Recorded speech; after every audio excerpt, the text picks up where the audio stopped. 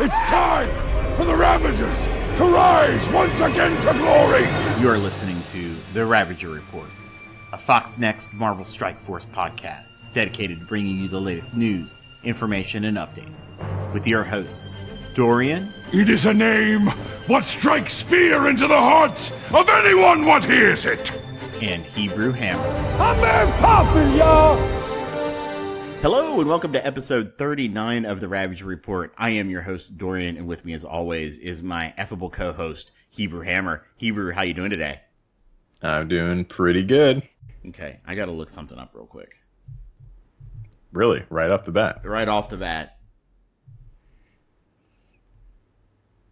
Oh, yeah, okay, I think I used that wrong, but okay, whatever. Affable? Affable. Yeah, I thought that was a unique approach to using it. I'll put it like that. You're able to be described in words. What can I say? Mm-hmm. So, I mean, it's technically true. It is technically true. It is. Yeah. Technically, what? No, technically true. Oh, yeah. I don't know It's where I'm at tonight, true. man. So, Yeah, welcome your head's to gone. the July 4th holiday week edition of the Ravager Report. So, there are no show notes. There was almost zero prep. We are just winging it tonight. So, it's going to be fun. Oh, God. Too close. Too close. You see, I got to Basically, never raise the pitch on your voice. Never raise the pitch on your voice. Why not? No. That gives me flashbacks. It's terrible. Thank God. Thank God he's gone. He is gone, right? Maybe. So I Yeah, think well, that. I So hope- here's I the never thing. wanna Here's the see him thing, again. right? Cerebro runs the Envoy program, and that and Jovenshire may be run by marketing. Mm-hmm. So I don't know if he's gone or not, and I don't know if we will see anything from him in the future. Mm-hmm. So I don't know. I mean, I'll be honest. It doesn't really bother me too badly because they're doing it to get his subs. That's all. That's the only reason why. Yeah, they're doing it, of course. right? Yeah. I mean, I've got 80 subs on my channel. They don't want me. They care less about me. I am not the person they want. Right. Yeah. Even the big guys in the Envoy program, only have like 10 or 12K. I think. Yeah, I mean it's a fairly small pool in here. That's why whenever Jovenshire came in, everyone was like, "Oh shit!" And I never held anything against him, despite me hating his voice. Like, I've never heard anything worse in my life. I still don't hold what happened against him at all because it's not his problem. He was just doing his job. Yeah, and that's. I'm sorry, 21K. Sorry, I think Mobile's the biggest guy we've got. Yeah. And he's at 21K. No, Mobile's like way higher than that, right? I just looked at his channel. But I think he has two different channels. One is like OMG, and then the other one is Mobile Gamer. And Mobile Gamer, I think, has like 100K or something. I might be subscribed to the wrong one. Yeah, because the OMG one I think is for MSF. Oh, Mobile Gamer has 130. Yeah, that sounds right. Yeah, let me subscribe to that one because I don't think he's not doing. Oh, you know what? He's not. I don't think he's doing MSF content on. Oh, there it is. Okay, nope, he's not doing MSF content on Mobile Gamer. Yeah, that's what I'm saying. I think he made the OMG one for MSF. Yeah, I think so. I don't know why. I don't know why he chose to do that, but I don't know. Well, I can tell you from listening because obviously I'm in Galaxy of Heroes. I'm in that content creator space. I'm thinking about starting to do a podcast. Though that market seems a little flooded, but maybe doing some content for Galaxy of Heroes. But I was watching Arnold T 101 after EA dropped the Game Changer program, or after CG dropped the Game Changer program. And he was talking about how, and this is MSF related, guys, so bear with me, that when last year, like, they were promoting Game Changer videos in game for Galaxy of Heroes, but they were telling them Yeah. that you could not be you could not do MSF content. If you do, we won't promote you. They were That's interesting. Galaxy of Heroes was worried about MSF at the time. Yeah, I mean, it makes sense. It's, a direct copy with better graphics and a bigger, yeah, I would say now probably bigger IP. Yeah. So yeah, I'd be worried too if I was them. But at the same time, I don't know if Marvel's a bigger IP. There's more they can pull from if that's what you mean. The Star Wars franchise, I think that it probably is at this point. I think it probably is. I don't know, man. I mean, I know like Marvel has more movies and they have, they have a larger universe, spread across multiple companies. Well, not anymore since Fox was bought by Disney. Yeah, but I feel like think Star Wars has more global appeal. Well, I'm not talking about just appeal. I'm talking about just numbers. Like, I mean, Okay. more movies on Marvel side equals more money equals, just it's more popular. Yeah. So I don't think, actually, Ghidorah, I don't think Spider-Man is not Disney yet. He's still Sony, Paramount. Yeah, they have a strange deal for Spider-Man specifically. Yeah. I mean, And they're getting have to input renew from it. they're getting input from them, but Yeah. well, yeah, that's the licensing deal. I mean, Yeah, exactly. Marvel's always going to get a cut, but And they have to renew it, I think, fairly soon. So, and it's going to be, obviously now it's in favor of Sony because, they've built a world with Spider-Man in it, and a lot of everything that's going on right now hinges on Spider-Man from the looks of it. So yeah, I mean, it's gonna be crazy. I mean, they've had, Far From Home is going, I'm sure is going to do amazingly well. Spoiler: I love the movie. I thought it was great. But now they've had Homecoming, they've had Into the Spider-Verse, and Far From Home. And I'll be honest, I actually wasn't upset with the Andrew Garfield Spider-Man. Mhm. I thought the Andrew Garfield Spider-Mans were really well done. I didn't have. I mean, I think it was more of a writing issue for me. I didn't mind him as Spider-Man. I actually think he made a fairly good Spider-Man. He might have been a little too cocky, I guess. But Who, Garfield? yeah, Yeah, but that was classic Peter. I Was mean, it? he was very quippy. He got very, very quippy. Okay. In the maybe in the Spider-Man persona he was. yeah.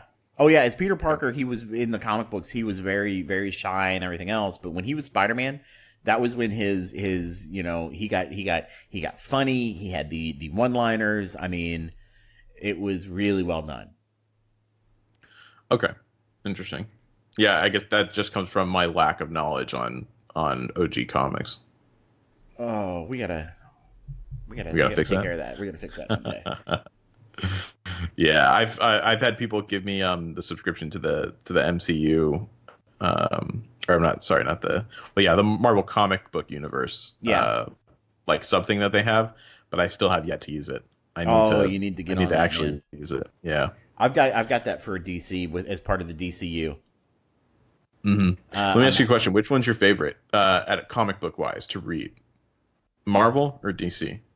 Man, that's a really tough question. That's me. Because asking the tough questions. I mean, there are some great characters on both sides. I mean, obviously, from the X-Men to the Avengers to Spider-Man, and then on DC side, you got probably the best superhero of all time in Batman. I mean, hands down, Batman wins everything. Oh, come on. But Superman, Flash, Batman's boring. Green Lantern. What do you mean Batman's boring? He's one of the most intelligent people on the planet. He's the world's greatest detective. He does everything without superpowers. I mean, what's his superpower? He's a billionaire philanthropist.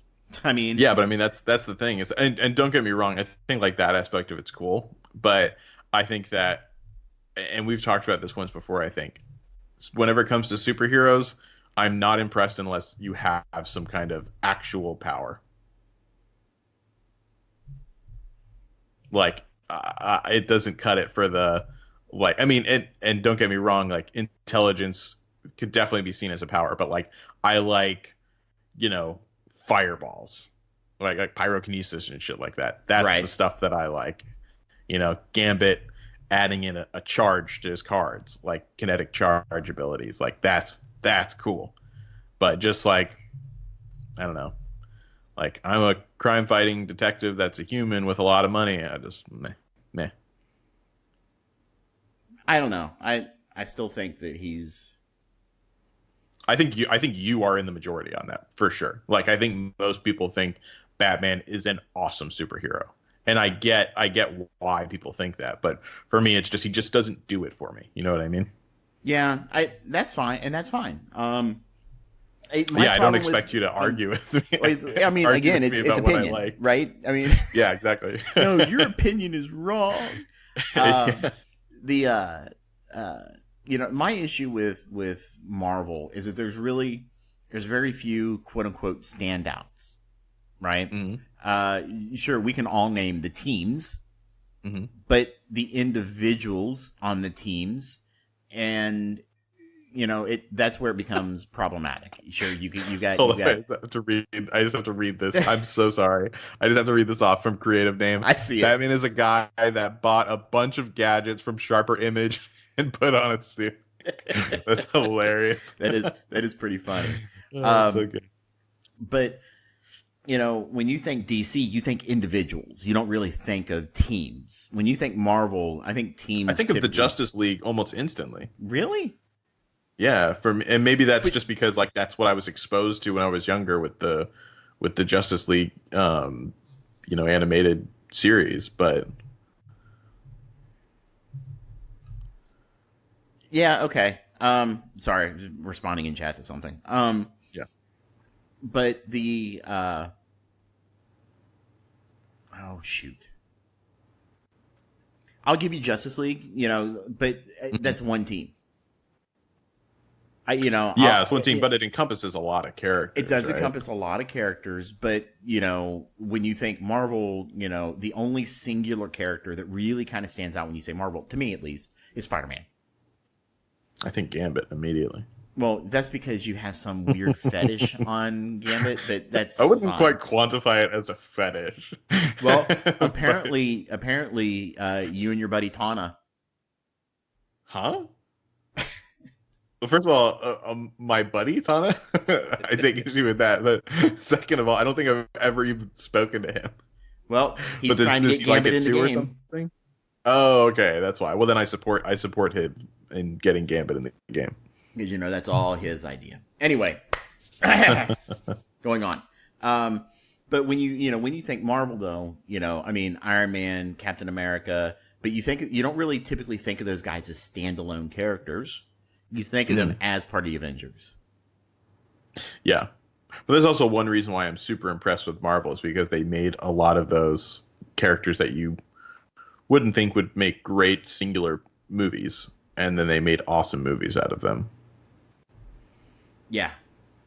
I think we can all agree that DC has fallen flat with creating their universe. Like there's only like two, maybe I guess three now: Shazam, Wonder Woman, and then what was the other one? Aquaman, yeah. Aquaman was like decently good. It was okay. And then I personally, and I get why people like Shazam. I personally hated Shazam. I'm glad you never responded to my message yesterday then. Why? What was it? I asked you if you had seen Shazam because we were thinking about buying it to watch on the 4th of July. Mm-hmm. Just to have something to do yesterday because we don't do fireworks because of my wife's ear. Okay. So we were going to do. You got that movie and you watched it? We got Shazam. Loved it. Thought it was great.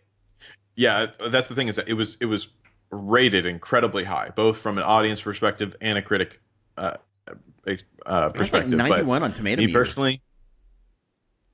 Yeah, I know. It was rated incredibly high. I think the biggest turnoff for me was that the kid in the movie was acting like more of an adult than whenever he turned into Shazam. I thought that he acted like just a goofy kid the entire time, and it was like he de-aged by like 5 years whenever he turned into Shazam. It was super weird. I didn't like it at all. Like I really like it was a struggle to make it through the movie personally.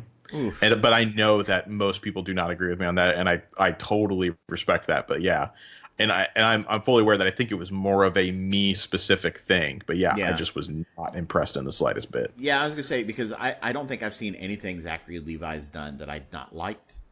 In fact, I introduced my kids to Chuck a while back, which is a great show. But the movie was, I thought it was good. I thought it was enjoyable. I was really rather surprised. I don't think I'm doing spoilers now for Shazam, right? I was really surprised by the ending. I didn't realize they were going to go that route. With him, but that was another thing. That was another problem I had with it. But that's but that's how it was. I mean, that happened. I know in that there's an arc 1942. with it. I know there's an arc with it, but I have problems with the logistics of it. It's not an arc. It's the thing. I mean, that's what he was in 1942. That's what happened. He split and he became the Marvel family. Oh, no, dude. It's. Okay. Well, at first it sounded like you were trying to protect it. Sorry. Trying to protect no, that's why I was like. So. I think I think it came out in April. We're in July. I think we're okay past spoilers. Yeah, I mean, for me on that, it didn't make sense that all of a sudden everyone has the ability to become Shazam as long as they're touching it. I feel like that's overpowered as hell because he's already one of the most broken heroes. But anyone can just go ahead and touch the staff. Let's have 50 people touch the staff. No. Okay. So what happens is when they did that, they each only got, because Ghidorah actually asked, they only got one aspect. Right, but that's the thing. But there were more people. If you watch it again, like a lot of them have shared traits. Like a lot of them still have super strength. It's not as hyper strength. So right. Captain Marvel, Shazam, Captain Marvel, right? He keeps full power, okay, at all times. He's the source. Yeah, which is broken. And then all the others get one aspect of that. They have minor. So, like for example, Darla had super speed, right? Hyper speed. Right. She had a little bit of the other stuff, but not to the extent that, say, what's his name, Eduardo had. Right, but that's my point. Like, why not then at that point just create 80 people that have minor abilities? Well, because it dilutes. So here's the way. So in comic book canon, the way it works is that if one of them transform into one of the Marvel family, then they get full power. If two that transform, it's 50-50, all the way up to if all six transform, they each get 1/6 the power. That's the way the comic has worked. Okay, that's the way canon works. I think that the way that the comic worked, I don't think it mentioned like the power rate that everyone else has, that it dilutes as it goes down. I think it's just how they represented it was that each person gets one aspect. In the movie, that's how they did it. Yes. But in the comic books, like I was looking on how they were claiming to do it. I was looking on the DC Wiki, and that's what they were saying is that, there are, six in the family, and that as each one transforms, they get part of the power, and everybody dilutes depending on how many people transform. That's how it works. Yeah, in I the guess comics. I don't know that part of the comics, but either way, it seems super broken. Even then, though, you could still have a lot of people touch it, gain some form of superpowers, right? Well, first of all, they can only touch it while he's touching it, and they all have to say the name at the same time. Yeah, but that's not a big deal. Like, okay, so you try to get 80 people in a circle touching the staff. I mean, you could make it happen. No, you can't. Oh, I mean, no. All right. So maybe not 80, but you can definitely make a large amount of people. You can definitely make a large amount of people be able to touch it at once.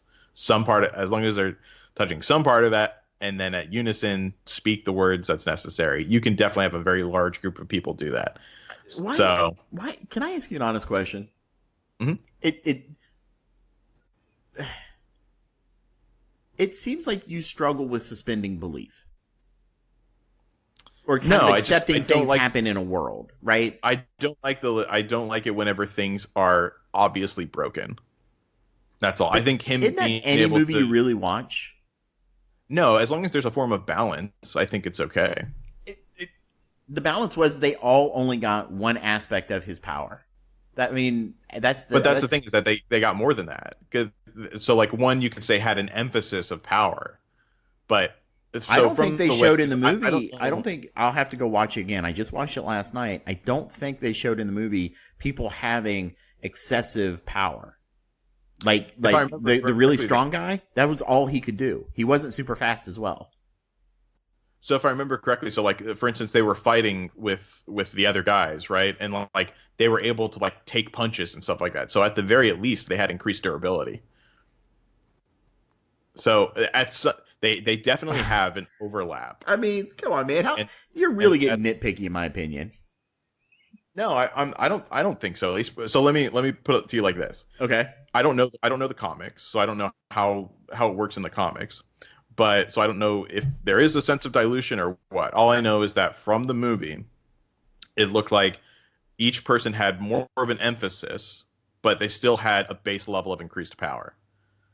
And it doesn't, there isn't anything to make me think that more people can't just touch that and then more people can have that same effect to some degree, which I think is broken, especially if he gets to keep all of the powers himself.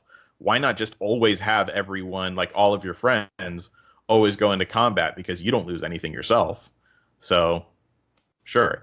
I thought it would be more balanced if he lost powers too, and then it was split up amongst the rest. I thought that would be more balanced, but the fact that he gets to keep all of his powers and he can split it up between, basically create however many more superheroes, I thought that was just broken. And that violates the whole purpose of Shazam, is because it's all about the family, the seven wizards, right? It's all about the family. It's not about what they could. It's not about min-maxing, man. But I guess that's the annoying part to me. Is just, and we won't go on much longer for this. Sorry, audience, but it just for me, it's just, why does he get to keep all of his power still if he then divides it up and everyone else gets an aspect of power? I think that's just bullshit. Yeah, it felt to me like a plot device. I will agree with that, because, like I said, in the comics, I think that he does lose a bit of everything. Maybe he does. I don't know, but I'm just taking that's it from what I the was movie reading, because I have nothing else to go off of from that. But I think that that's bullshit, because at that point, why would you ever not have all of your other people with you? Like, from now on, in my opinion, it should just be the Shazam team or whatever he calls it, because I don't know why you would ever not be in that situation now. Yeah. So I expect in every movie going forward for all of them to always be there in combat whenever something horrific happens. I don't know. We'll have to see if they make a second one. Yeah, but that being said, I thought that some of the comedy parts of it were good and everything, but it's just my biggest issue overall was just that he acted like more of a kid whenever he transformed than he was whenever he was, an actual kid. I think that was just super annoying to me. And that, I guess, I mean, it didn't really bother me. I don't think it bothered most people. That's why I said I think it was just more of a me thing. So, yeah. Okay. So, Hebrew, why don't you let everybody know what you did in... I'm going to set a different game. Why don't you let everybody know what you did in MSF this week? Well, so I have some interesting stuff to say, or maybe not interesting, but like funny/bad stuff happen. Is it funny, this week? Funny like a clown? Funny like a clown. In some case, if you want to laugh at my luck, yeah. Please tell me you got the Goodfellas joke. I got the what now? The Goodfellas joke? No. What am I, funny haha? Am I funny like a clown? Do I make you laugh, Spider? Don't know it. You kill me a little more every time we do a show. but yeah, so for me, this week I'll go watch Goodfellas, by the way. But for me, I think that what was that? What am I even saying? What were we doing again? Oh yeah, we're talking about my week. Okay, I'm sorry. So I derailed it. Yeah, yesterday, went out to like the lake house with a couple other families that go out there too. Had a lot of fireworks, everything. Like, it was really fun. Had a good time. But then whenever I came back, I ended up coming home at like 5 in the morning or so. Parked my car in the parking garage, and basically like at a certain, like at the 5th level of the parking garage, right? Because it's like a secure parking garage.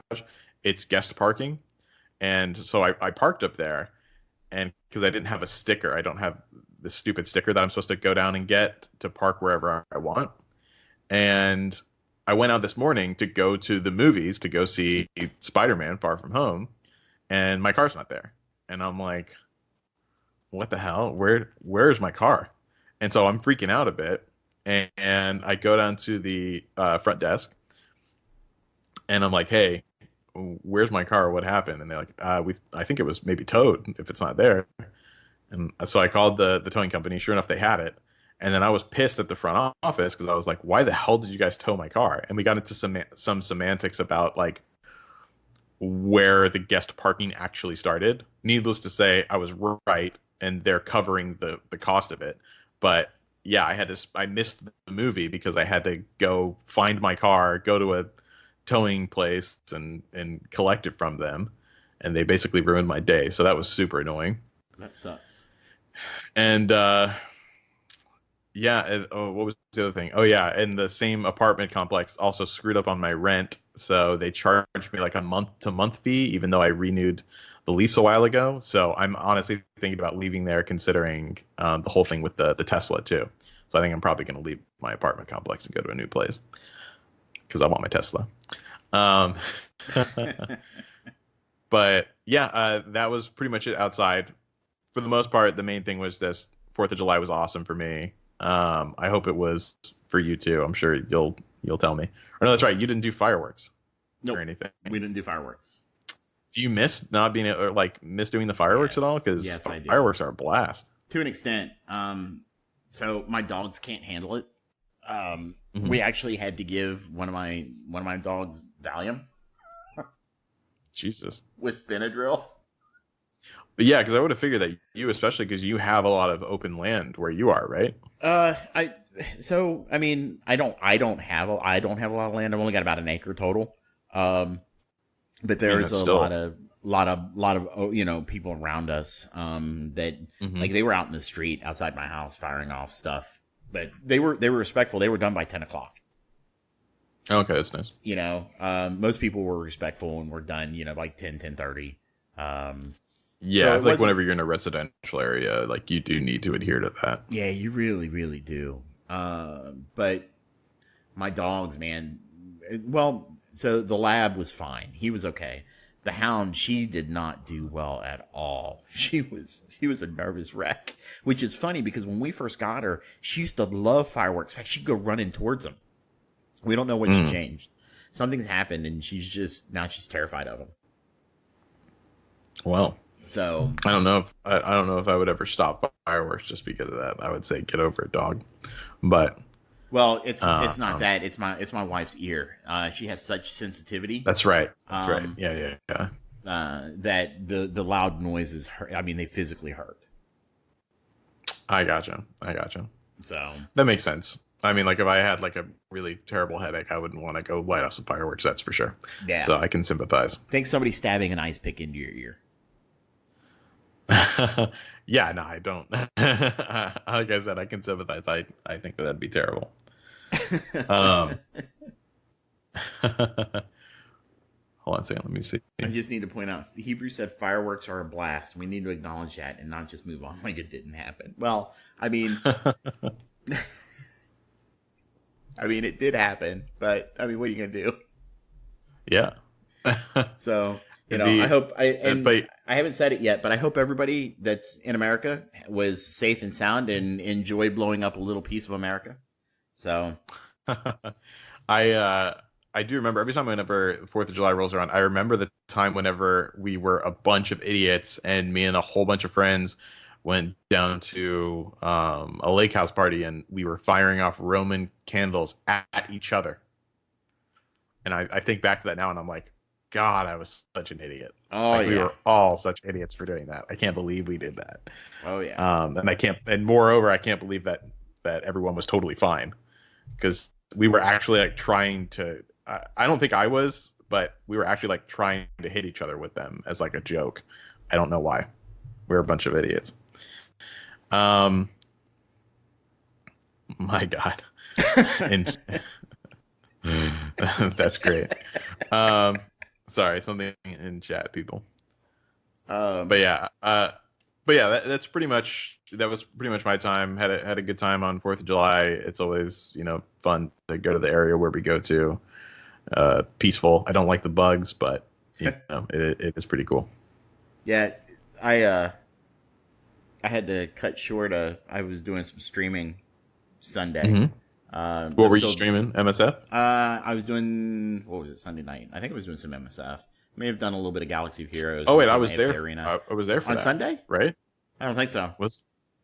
No? Okay. But the bugs on the back porch got so bad. The mosquitoes were killing me. I had to Which go bugs? inside. Mosquitoes. Yeah. Ironically, I'm not too I'm not too grossed out by mosquitoes. But they hurt. I definitely don't want them. Yeah, I definitely want them there because they'll make me itch, and they're not good as far as their blood potentially transferring something. something Need to die. So kill it. Yeah. Kill with fire. But it's usually the crawly things or big flying things. Those are the bad ones too. So I'm hoping. Go ahead. June bugs are terrible. I was gonna say June bugs are one of the worst because they just. They just run right into you because they're blind. They are horribly blind, and they'll just smack right into you. Actually, apparently that's not the case. Apparently, they aren't blind. Oh, then they just enjoy ramming people. They're just idiots. Yeah, God, I remember because I've had 3 people tell me that, and I was like, oh, okay, I guess they're blind. And then I went and looked it up, and apparently they're not blind. They're just dumb. Ugh. So yeah, they're bad flyers. So what about in-game? Did you do anything in-game this week? In-game, honestly, man, like Minerva, getting that last piece to get to T13 with Minerva is proving to be quite a feat. I cannot get that piece to show up in the shop. And I don't have enough power cores to waste anymore to refresh or anything. So I'm not going to be doing that. And you're not in an alliance to do an alliance war to get any alliance war tickets, because that's the best. I'm telling you, man, that is the best. Well, okay, way. so I'm in an alliance, but it's one of the ones that automatically it dumps you into. So we are still doing it, but usually I'm getting losses. I think at one time I did hop in and we got a win, but yeah. Either way, I gotta say once again, just to reemphasize, it feels really good to not be in an alliance. I don't regret that decision whatsoever. I still say that if anyone has, I can't stop staring at that gift you put up. You're welcome. America.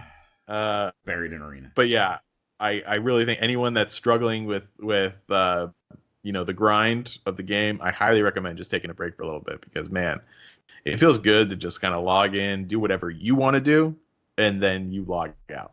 It's great. It is. It does sound really nice.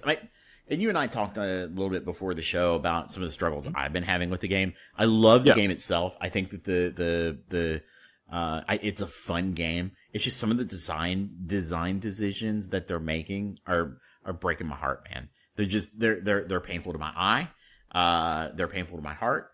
They're crushing me. And that is primarily the incessant number of ads in game. Yeah, it's honestly, like I mentioned earlier, it's disgusting, the amount of ads. It is. I have a hard time taking that and swallowing that pill every single time and not turning off the game the second I see it. And I'm not going to lie, I want to, because it is so bad. It's insulting. It's really insulting. It's impeding on my experience. It really is. There's nothing that frustrates me more than going back to the home screen every single time and seeing an ad and almost clicking the ad and having to be careful to dodge it. You know what I mean? Yeah. It's really, really frustrating. So I completely agree. And I think that is an unnecessary addition. I think that there should be a switch in the deals screen that allows you to turn ads on or off. I know they don't want that, but I think that it's a quality of life change that needs to happen, because man, there's nothing more frustrating than that, for sure. No, it's horrible. It's just, oof. it really makes me want to rage quit the game sometimes. It's just so bad. Yeah. The but it is nice kind of like playing how I used to play Swugga, like just totally disconnected. I mean, in this case, I'm not disconnected from the community. In Swugga, I was 100%, but it's just such a different experience. Not being in the Alliance and not having those demands. It really is. It's a much more calming experience whenever you play the game, minus the ads. Yeah. So, yeah, it's pretty interesting. Well, I'm glad you're enjoying it. Glad you're having fun. Yeah. Yeah. What about you? So this week has been, interesting to say the least. So the biggest news is that this morning I finally got Nick Fury to T13. Very nice. Yeah. Finally. So I've got Fury, Rocket, and Jessica all ready to go. And I am working on Star-Lord, Security, and Groot. Those are the next 3 on the list. So my Minerva is so close. She is I've got 10 of the gamma radiation for her. Right. So I only need 2 more. So I'm just kind of waiting for those 2 to show up. There's some pure palladium. So it's nice. I'll soon be able to get in there. I'm actually debating not taking in Rocket at this point. And going in, but it depends on whether or not I can get Minerva. But going in with Fury, JJ, Star-Lord, Shield Security, and Minerva when she's ready. But until then, I'll probably take in Rocket. Right. So that'll at least get me going and get me on there, because Groot's still got, and that's where he gets so mad. Yeah, it's that unexplicable stubbornness. It really is, because it doesn't make any sense. That's me. He's proud of it, people. So, yeah, I'm getting close. I'd hope to be in this week, but man, those orange damn spiky balls. And I apparently I need 6 more of the crossed arms. Ugh. Yeah. Those things are just really, really bad. But yeah, I feel like in a sense they know what you're looking for. Which is they're fine. like, let's throttle this down. Honestly, which is kind of fine. I kind of came to an epiphany this week, which is why my anger's abated a bit from last week. Which I'll cover a little bit later when we go over some of the stuff of the news of this past week. Right. Because we do have a few things to talk about once we get there. But before we do, we've got our latest segment, which is Tesla Watch 2019. Hebrew, take it away. What about it? Well, do you have it? No, I feel like I mentioned this just the other week, but yeah, so my apartment complex that I'm currently in, which I think I'm going to leave, they currently only have the 2 electric chargers. Right. And just recently we've had a huge influx of electric cars come into our apartment complex in the gated area. And so everyone's fighting for a charging spot. Do they not have a seniority system? Not at all. It's whoever gets there first. Yeah, that sucks. Yeah, so during the school year, that's going to be a bit more difficult, and I don't have a charging station around me. So, can you charge at school? Yeah. Say it again. Can you charge at school? No, they don't have a charger there. Ooh. For some reason, yeah. Man, what type of community college are you going to? it's certainly not a community college, but yeah, they don't have a chargers there. But I'm really surprised considering it's very much. I mean, it's a very well funded school, so I'm surprised or university rather. So I'm surprised that they don't have it, considering they're also very progressive. So, but yeah, Texas loves their oil, as Pope said. So I think that's and as why. I replied, as well they should. Well, either way, yeah. So I'm debating what to do. I think I'm going to leave my apartment complex and go to another place that has a lot of electric chargers available. Are you going to be able to get out of your lease? I'll just break it. I mean, I'll pay the fee to break it. It's fine. You might want to have you looked at what that'll cost? Yeah, it's fine. It's 1 month's rent extra. That's so it. It'll basically. Oh, see, I had to pay for the full year. I had to pay for like all the missing months of the lease. No, that's not my case. I don't even think that's normal. If you sign, are you on a month to month or are you on a year? No, I'm on a year. It's, but I've always. I mean, it's never been like that for any apartment complex I've been in. Yeah, well, I had to go a little poor sometimes, so. They do what they can to I'm get not it. sure if it changes at your levels. So, yeah, but you haven't had to. You haven't had to deal with that. But either way, it's up, like I don't have a problem if I need to. Like I don't have a problem breaking it for that. So we'll see what happens with that. But because I don't know what car I'm gonna get if I don't get that Tesla. Not to mention I don't really want another car other than that Tesla. So. Well, you had talked about enjoying the car. What was it? It was a crossover, wasn't it? A Kia crossover? Yeah, it was it was a Kia, and don't get me wrong, it's nice, but I just whenever I think of that or a Tesla, I'm like, I want my Tesla. Okay, thank you. I'm glad saner heads prevailed. Yeah, I mean that's still that car has really good reviews and stuff. Like it's still been on my radar. Yeah, but it's still a Kia though. I got burned by Hyundai, and Kia and Hyundai are basically the same thing. Yeah. So I've got such a bad taste in my mouth that I drive a Scion now, but my wife drives a Ford, which we're going to wind up giving to my son, and I'm going to buy her another Ford. I'm going to get her an Explorer. So right, I want to get her an Expedition, but she doesn't want anything that big. Yeah, I gotcha.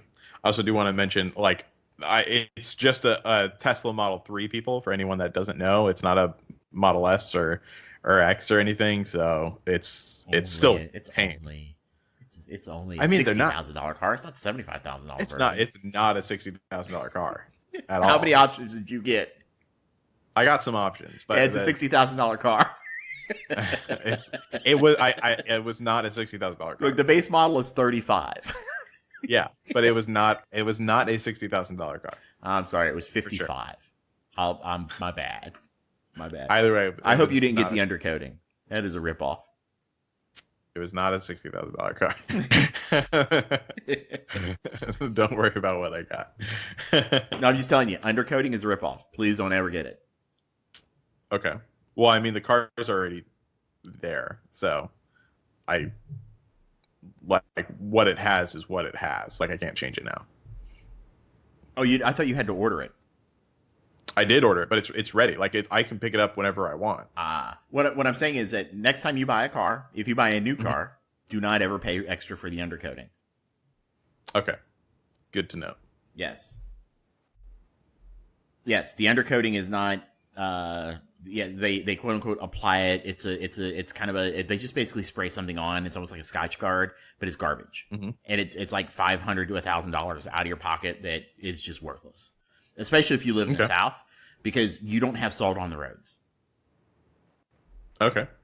So that's interesting. Yeah. Actually, creative. I would consider a BMW. Those I would definitely do. I would drive a 3. I haven't looked at the 1, but I would definitely drive a 3 Series. Those things just are sweet. BMWs are boring as hell. I think they're the most basic looking cars. What? Yeah, okay. I think that they're. Besides the i8, I agree. The i8 is definitely different, but I think that for the most part, without going to the like high end, I think BMWs look so basic. Oh man, they set the standard. They were the original. I think they're the OG. They're the OG for the current style. I think that they're very good cars, like as far as like efficiency and just a great engine and everything like that. I'm not a car guy, so I don't know like a lot, but I do know that they're good cars. But I just think that they look just so generic.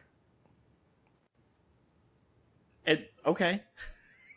I mean, I'm just saying, like, I just wanted to quickly input my opinion on them. Okay. I think they just look super generic. Okay. Do you disagree with? I mean, do you think that they look like? I do. I think the BMWs look pretty sharp.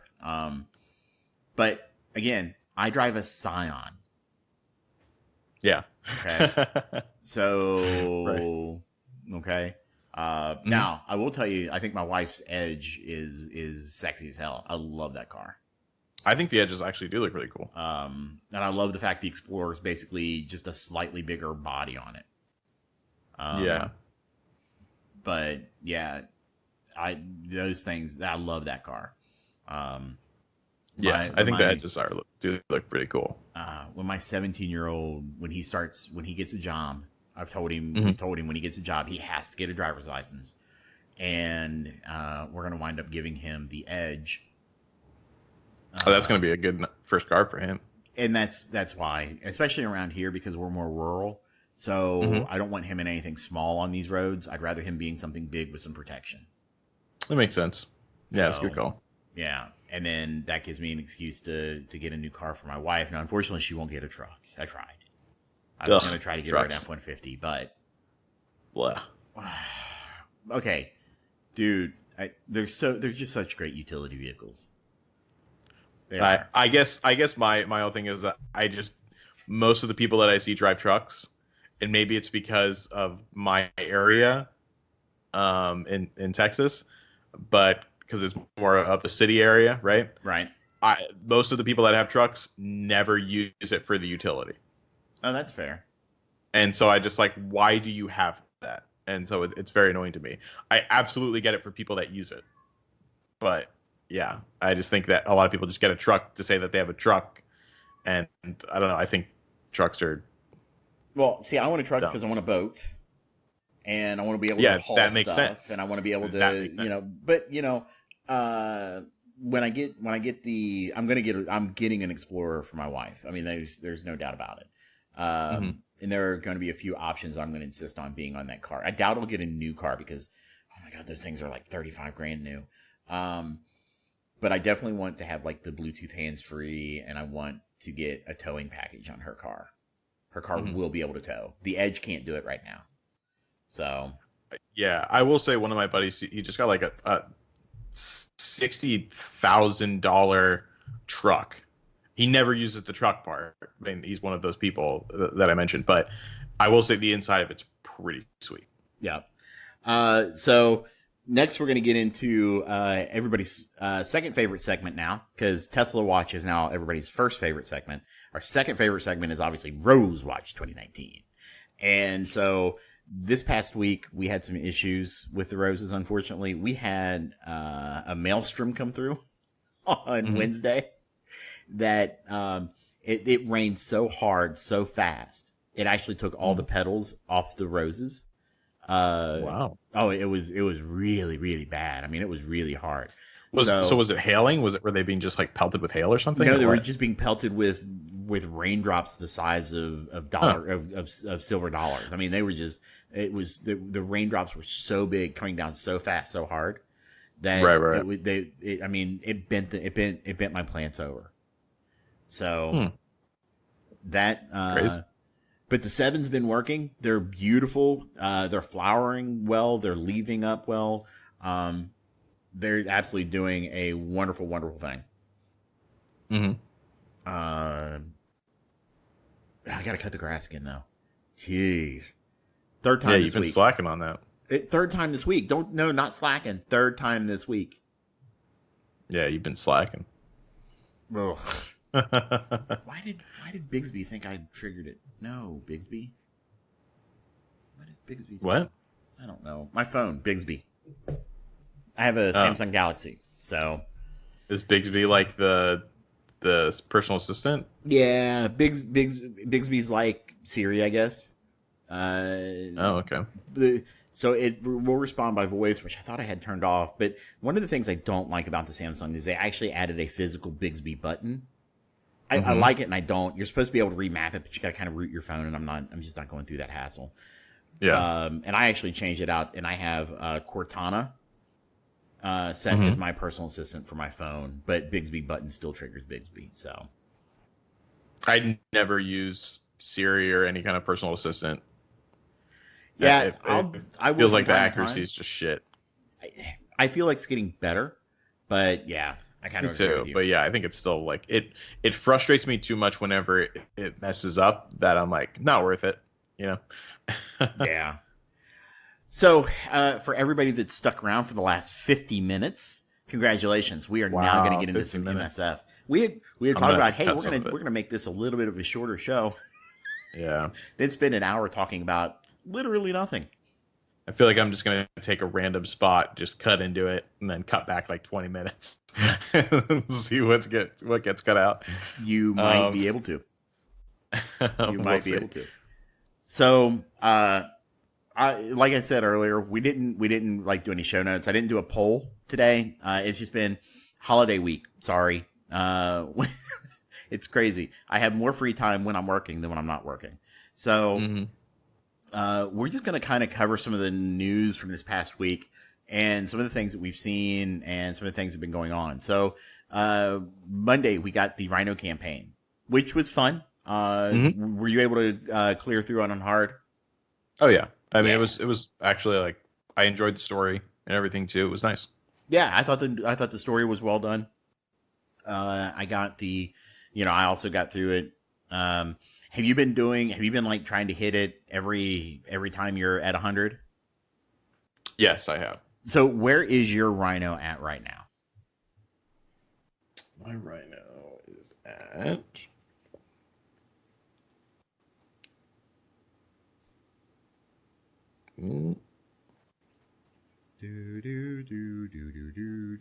Sorry. Do you want to tell him yours in the meantime? Mine's loading up. It's taking a long time. You don't have your game open. No. I pay attention. I pay attention. I can do two things at once. So my Rhino is at 2-star right now. 2 red star though, but 2-star. Which, if I'm being completely honest, so I was talking with somebody, was it Run Gun? And I think there was somebody else even in our chat. Hold on. I think it was in Data Analysis Center. Twist Monkey as well. Was it Twist Monkey? Yeah. So talking about the way the drop rates of the character orbs have been really kind of on the decline. And so I want to say that basically that the expected value what they figured out was the expected value for Psylocke over like 30 orbs was like 59 shards. Okay. So that's respectable. Right. That can't be right. 59 shards over 30 orbs? Yeah, maybe. I may be reading this wrong. No, I think that's right. To me. I think that's right. So it really starts to drop off. And anybody that's really interested, they can go into the Data Analysis Center on our Discord server, which is at discord.me/Ravager Report, and take a look at the graph work that Twisted Monkey did there and kind of the conversation that we did. And let's see. Basically, what happens is if you do okay, so if you did nothing but free, the free you would get roughly 25 orb pools. They expected to get around 133 Rhino shards. If you did 50 cores per day, you can get 160, all the way up to 200 cores per day. You could expect to get 230 Rhino shards. So that'd be what, like a 6-star Rhino? Yeah. Which isn't bad. No, I think if you're willing to core out and spend on it. So there's still a degree of luck involved, though. There is a degree of luck, and that's kind of where my biggest issue with that is the degree of luck. However, I'm sorry, 6 stars is 510 shards. You're right. I'm in another game right now, Assassin. My head's in another game. So that's what, 4 stars then at 230? Yeah. So that's.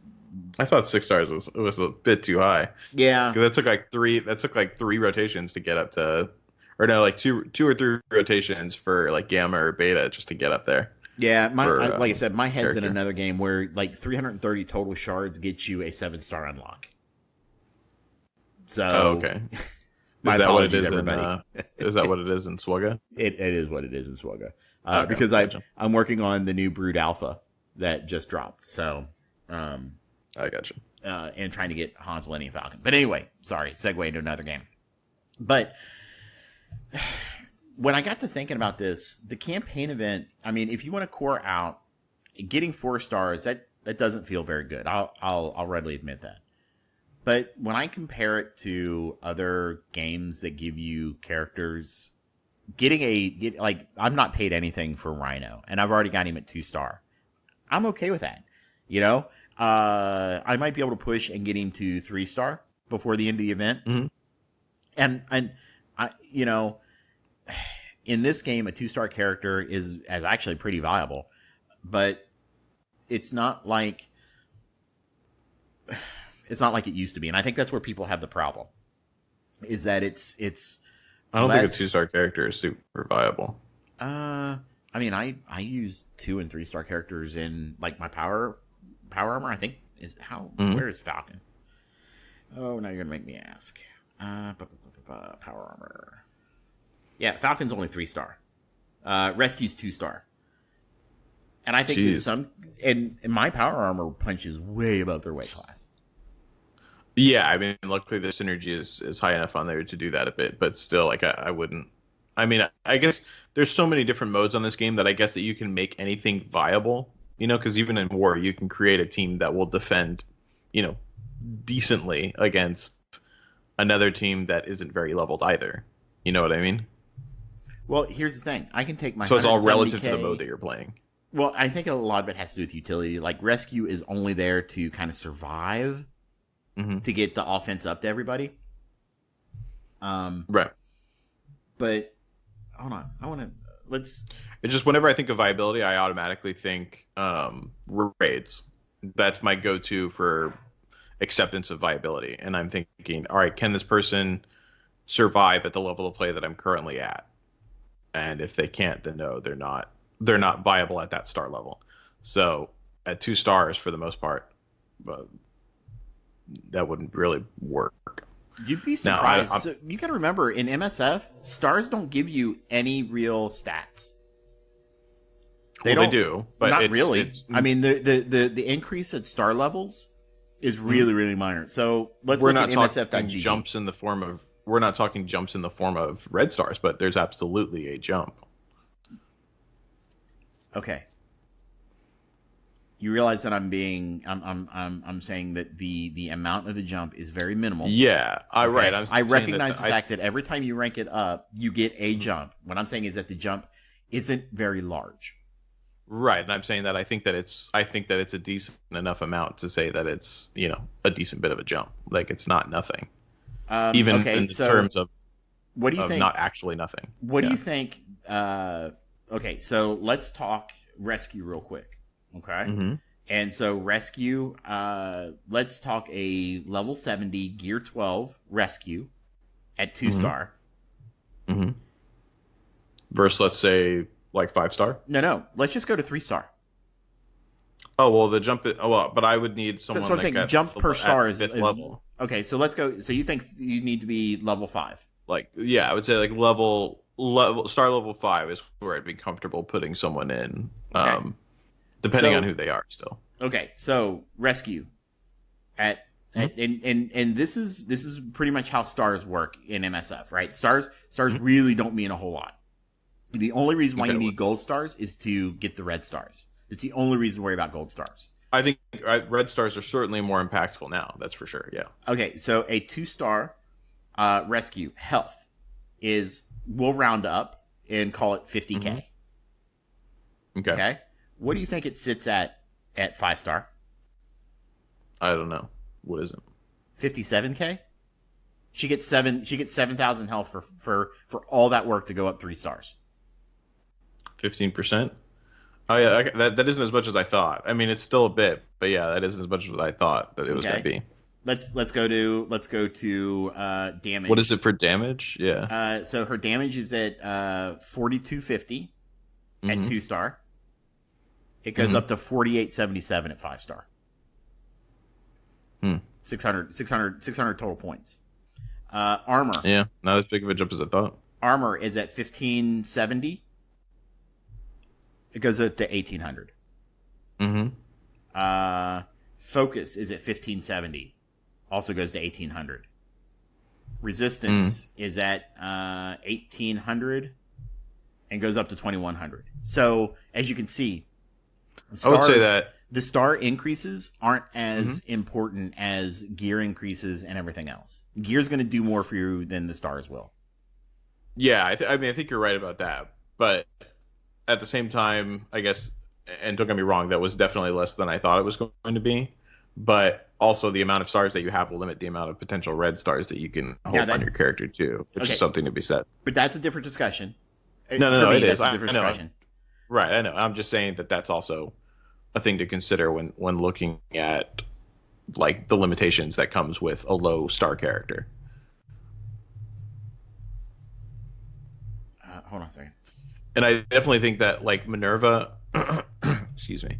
I definitely think that like Minerva at 4 stars, like she's definitely, I think, one of the exceptions to the rule for the most part, because she just brings so much utility to the game that it doesn't even really matter. Like, yeah, and what star that you bring. And that's the thing. I think ultimately, I think that's the few. I think there's some trade off you have to make here, right? Because there's some characters that you want the higher star level because every little bit of thing, like damage or whatever helps. Obviously, it's going to influence. If you get a 6 red star on somebody, obviously you have to get 6 gold stars to unlock the red stars. I'm kind of going back to I think before you and I started, back when I was doing the show with Muggin, talking about how star level in this game was not as important as it was in other games.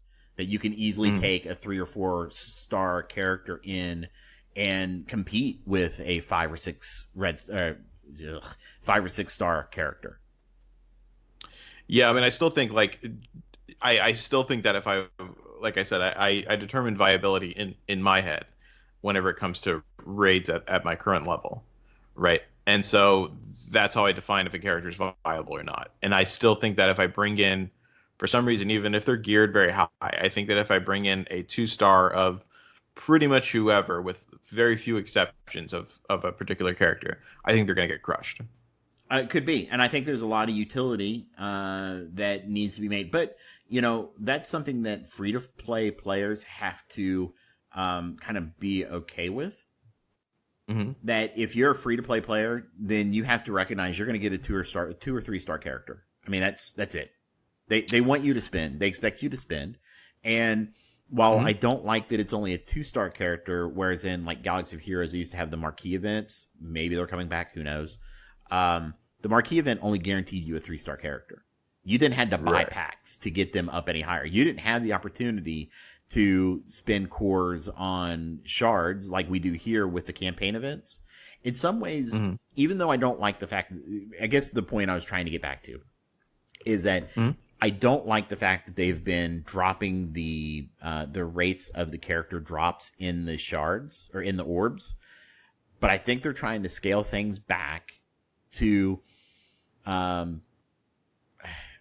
encourage people to spend, okay, and B, as a way to kind of slow down progression on characters, because I mean they've been feeding us characters. Let's not kid ourselves. They've been feeding us characters for the longest time.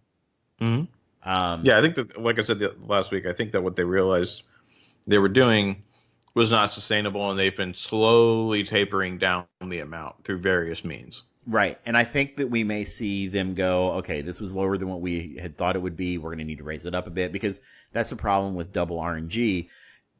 Look, everybody's going to have their anecdotal evidence. They're going to take the data as a whole, and they're gonna say, okay, on average, people got this number of shards, and that's what they're going to wind up going off of. And that I don't ever think that we'll see it increase.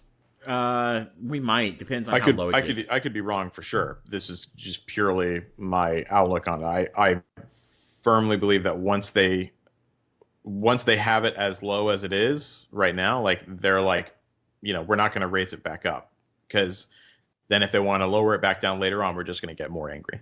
Right. I'm hoping that they're going to say, okay, this was lower than what we wanted it to be. I don't know I don't know what their economy people, the economy intern says is the right number. And let's not kid ourselves. The person running the economy in this game is an intern. I was about to say that same thing too. Yeah. Because it's okay to have a couple of resource gates, but you can't have what feels like 100 resource gates. Yeah, we're being crunched on multiple facets of. We're a year and a half into this game. Gold should no longer be a gate. At least not at end level, right? At end game, it shouldn't be, but it is. Yeah, I mean, there's definitely a lot of crunches in this game, basically. Right. The problem is they keep adding more stuff without relieving some of the resource constraints, and hopefully we're going to see that change soon, TM. But I don't know. I can tell you that we give feedback, we don't get a lot of feedback, if that makes any sense. Yeah. So I will say that, just to talk about your point that you made earlier, like I do like the fact that free-to-play players can manage what they want to go in on at the same time, because we have the power core options whenever we're doing campaign nodes or things like that. The character event campaign nodes, we can decide, all right, I really want this character. I've been saving up my stuff. I'm going to go all out on this character. And you can get actually a decently leveled or start out character. Yeah. So and I think Rhino's got some viability, especially as an anti-Magneto for some reason. Mm-hmm. Yeah. I don't know why he is, but yeah, I don't know what about the character itself made them think that was the person that was going to counter Magneto, but I don't know. Well, I mean, I don't know if I don't know. And sometimes design decisions have to come in that way where it doesn't make sense maybe thematically, but they need to do it because, they need to do it.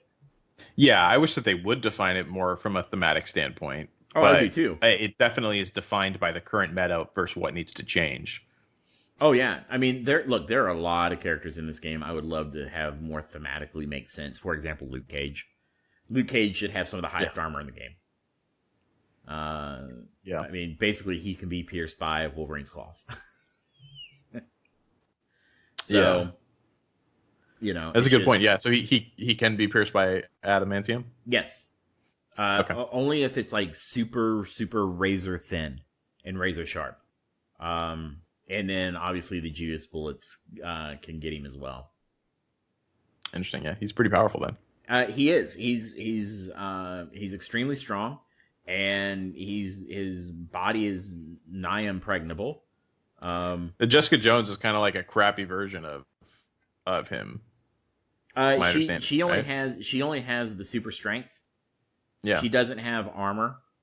He does. I think she has a bit of increased durability, right? A little bit, but not as much as Luke does. I think that just kind of comes with the grounds of being super strong.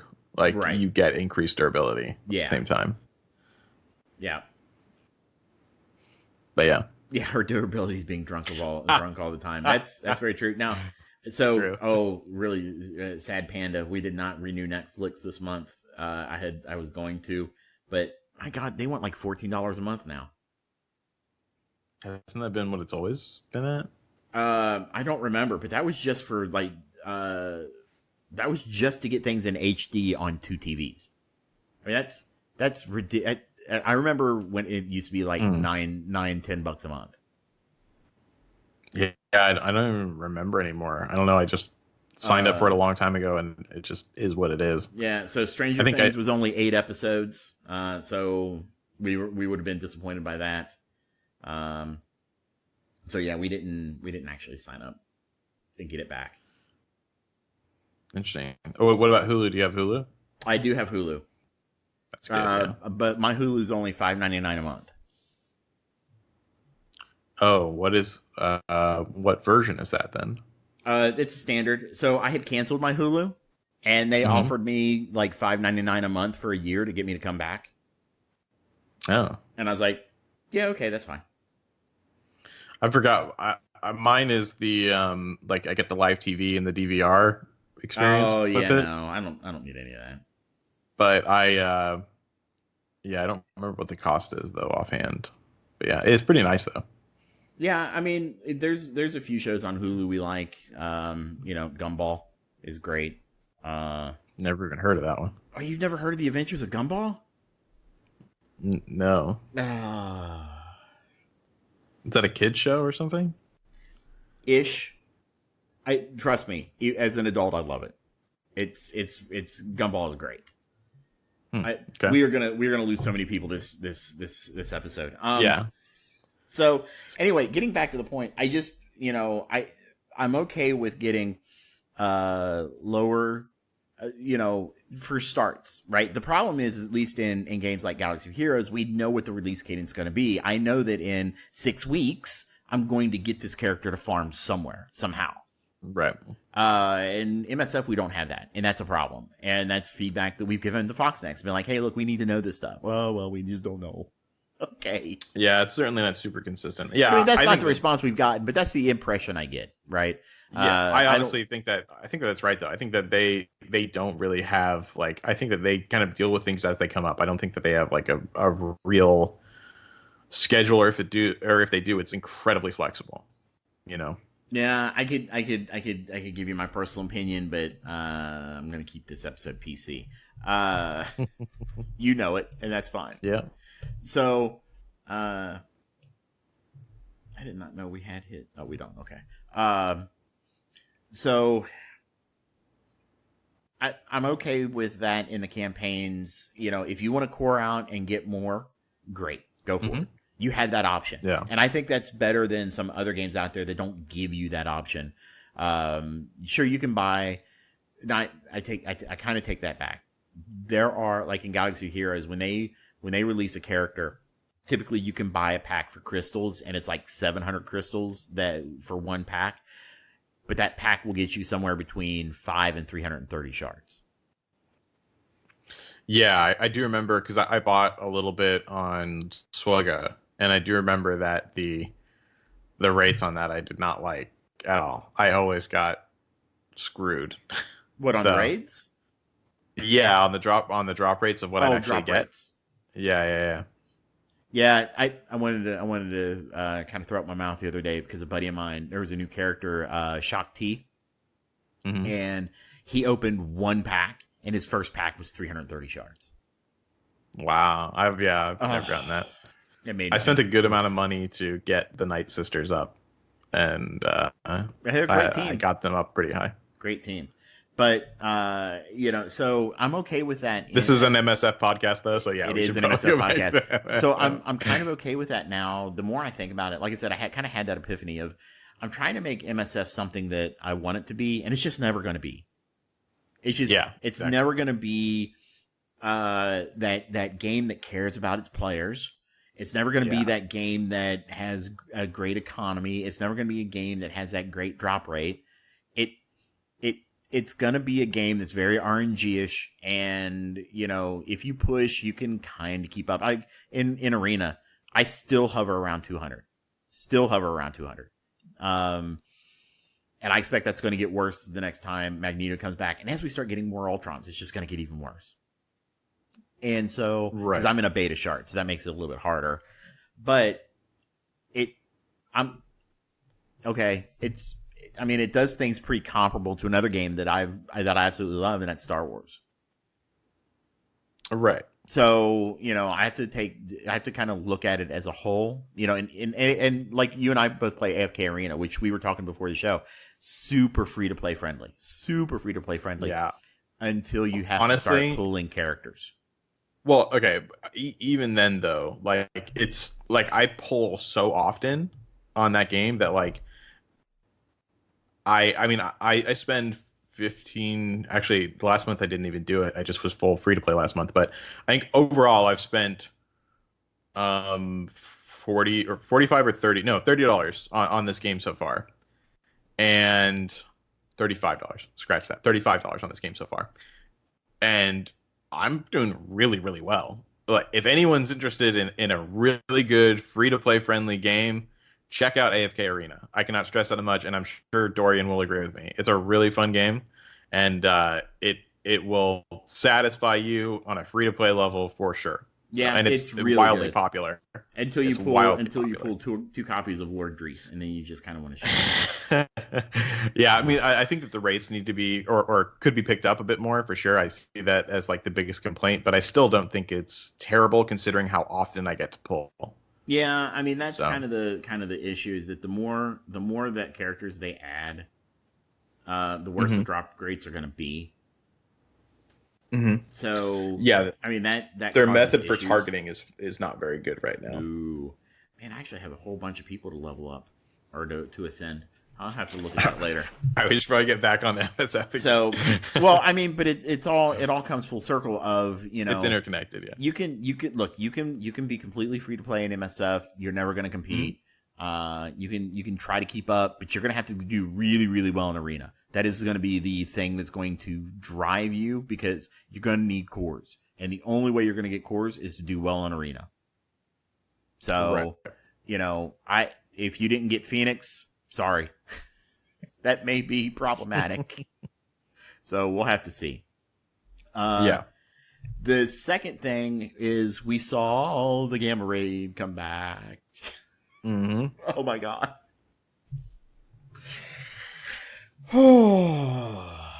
So the normal nodes feel fine, right? They're not difficult that you can kind of walk through them. But when you get to those boss nodes, game over, man. Those, yeah, Gaduro made a comment. Those Psylocke nodes, laugh out loud. Yeah, really. I mean, those nodes are horrific. The boss nodes in this raid have just,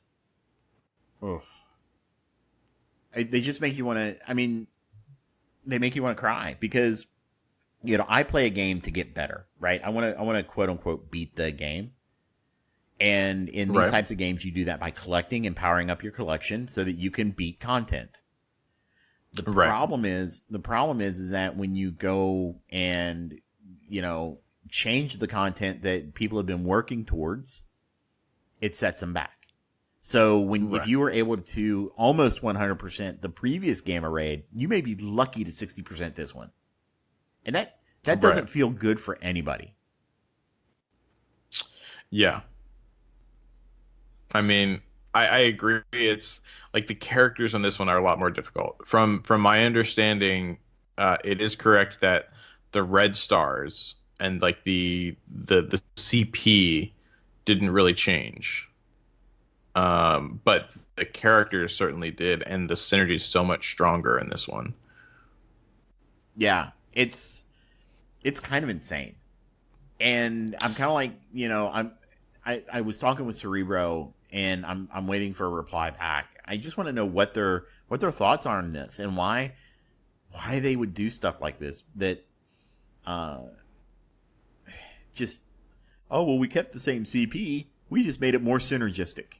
I mean, come on, man! You didn't think that would make things more difficult? Well, yeah, I think that and this was my point the other day. It's not like I like what they're doing. There's something that they said they wouldn't do, and then there's something that they didn't mention that they would or would not do. Oh yeah, and it's the so whole they market didn't speak. Well, exactly, and so they didn't technically do what they said they weren't going to do, which I am glad about because that would make it exponentially worse of a problem. Right. But I think that they still did find a way to up the ante a bit, for sure. And I'm not a big fan of that either, mostly because of actually something that you mentioned last week, which even then I said was a pretty good point, was just that people had been farming specific people to try to do well in that node, and then that completely invalidated their farming, potentially. Yep. By switching it up to different node situations. Oh yeah. So it's oof. You know what? Out of spite, I just ranked Supreme Scientist Supreme up to 5 stars. I've been ranking my Scientist Supreme up so hard because I have her at 7 stars. So she's a priority. She's a priority farm for me at this point. I'm just desperately trying to get her up to 7. She's a good character. She's not. No, she specifically is fine. I think she does. I think she has that some great she utility. Very specific. I don't think that she's a good character except for very specific situations. Yeah, that's fair. Like, I think that she can definitely be utilized as a great character, but you really have to find the opportunities to use her. And that's fair. That's fair. I mean, you gotta,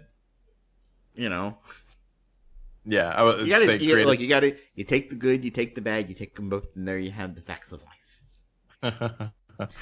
So creative name just said the fact that you have to say technically to qualify what they did shows it wasn't a great or needed, or shows that it wasn't great or needed, and that's very true. That is very true. But and like I said, and this is some market speech, but I will say, like, at least they did adhere to what they originally said word for word. Well, yeah, look, they always leave ambiguity out to try to change up the metrics, and that's something that they've shown us to do every single time, and I think that we should expect that on some level. But I think that Red Stars being the biggest dictator of difficulty, it's very good that they stuck to what they said on that front. That's my point, because synergy's one thing, and synergy can make a big difference, but it's not as big of a difference, in my opinion, as Red Stars. Maybe with exception to a few teams that if they actually had the full team up, it would be more difficult, but they don't have that situation. So to an extent, I agree with you. I think that, when you don't change Red Star level though, and then add synergy on top of it, that's problematic. So I think it certainly makes it more difficult. That is absolutely for sure. Which it has, oh yeah, it definitely, this one is more difficult than the previous one. Yeah, and it really feels like crap. It really does. Yeah, it certainly doesn't. It doesn't feel good. But I think that everyone. Oh, go ahead. Get used to it. I just think everyone should get used to it at this point now, because it seems like that's going to be like the thing that they do, is just basically switch up the teams to kind of match the whatever you call it, featured character, and it's going to be the most meta teams at the time. Oh yeah, so yeah, absolutely. So just be prepared for that in the future. And then we get to talk about the glorious gamma raid orbs. I mean, I'm seeing people go, I'm not even bothering. I'll go in and I'll hit auto, but I don't care. I mean, because it's just they're horrible. I mean, yeah. I know we get look. I'm gonna say this again. We get dinged for being negative, but you know what? When Foxnex stops doing stupid shit, we'll stop being negative. So we'll never not Probably be never. negative. Probably never, Yeah. because these gamma raid orbs, they are horrendous. They're really, look, I understand that not everybody has all these characters at 7-star. That's completely fair, and that's fine. However, gamma raid 4 people are going to have a lot of these people at 7-star or very close, and they're not going to want these people in these orbs. There should be something different when you're in the gamma 4. Yeah, I will still say though that these rewards are so relative to time spent playing this game, though. If someone walks in tomorrow, and I actually just had this conversation with someone that's been playing far less time than what we have, and they don't think that it's that bad. But I explained to them, I was like, it's because you haven't seen the downfall that we've seen. Right. We didn't see the high. You didn't experience the high that we did, only to have it be reduced to this. So to them, this is fairly normal, and so they don't understand what the big issue is. Right. And that's the big disconnect, is that it's all relative to how long you've been playing this game, because for a lot of people, they haven't seen it change that dramatically. We've seen it change very dramatically, especially like someone being in beta. Like, even they've seen it drop more than I have. Oh, right? yeah. So, yeah, I mean, there's something to be said about that I think people should pay more attention to. That's why there's a big part of the community, because it is a population that's consistently growing. and you have older players consistently dropping out. And so I think that that's where this big disconnect comes, and you have a big population on Reddit that's mad at the population that won't get over it, and vice versa. So, yeah. Yeah, I just and Darkwing in chat was talking about the last Gamma Orb they got was 14 Wolverine. Wolverine being in that thing is a joke. I mean, I fully agree with that. I think it's super dumb. That's just Fox Next trolling the community at that point. I also don't. I want them to change up, like Wolverine. I don't want him. I want a different person to be the like featured character, right? Yeah, we do need somebody new. I don't think it should forever be Wolverine. No. Creative, we do not endorse violence. We do not. We do not endorse violence. I understand your frustrations, but we do not endorse violence. I'm just saying. And I mean, it's ridiculous. It really, really is. So yeah, Gamma's here. People are doing it. A lot of people I've heard are basically saying, yeah, but not really. I go in, I hit auto, and I've told my alliance I don't care. Now, I think there are some things you have to care about so here's where Fox Next kind of hurt themselves with the Gamma Raid and then making these changes. It's that the number of rewards that you get from being first or 24th isn't that high. Right. And so with the difference not being that high, people can put in a small amount of effort and get enough rewards to still be able to collect things every day. Yeah, especially considering how many people, especially on the competitive level, spend cores. They drop cores to help complete. Yep. So yeah, I agree. It's a bittersweet thing because for obvious reasons. I don't need to go into the reason why, but yeah, there's a good and a bad side to it being that close in rewards for participation. And I think we all thought, because we saw how bad it was at one point when they first did this, that the rewards, they were very very bad between 1 and 24. I mean, they were really bad. And then they kind of equalized things out a bit and made them better.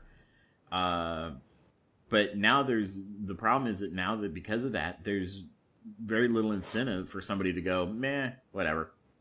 We're going to hit our 60%, or we're going to hit our 30%, or we're going to do whatever. And I just put in basically the minimum amount of effort to get there. And that's, I don't like it because I don't think you're being fair to your alliance, but I understand it. You know? Yeah. I certainly get it, yeah. So it's just, it's a struggle. And Fox Next isn't helping themselves. They never do. Oh, I mean, they always help themselves, but they don't help themselves when it comes to the community. Wallet. The perceptive of the community. Yeah, they will help themselves to your wallet all day long. You know, and that's really what the game is designed to be right now, is to bring in the new sucker and convince them that they can play catch up and drop some money to catch up.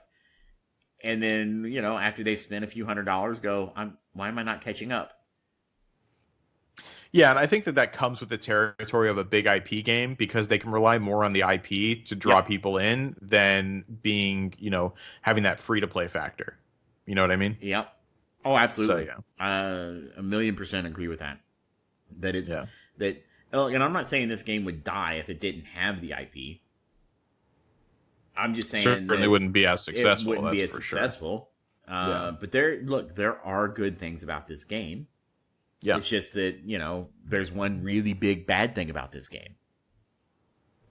Yeah, I honestly think that if you had a total disconnect from the community, from Fox Next, you didn't care about what they were doing or what everyone else was doing, and you just had a very average gameplay scenario, I think that your biggest problem would be the annoyance of the ads, for sure, because that's universal to everyone. But yeah, I think that it would still be a pretty good gaming experience, in all honesty. I think it would be decent. I do. Yeah. I mean, look, I've played some, you know, Pacific games. that, some of those Korean games that get really obnoxious. They get really obnoxious. This isn't quite at that level, but it's not as unobtrusive as other games I play.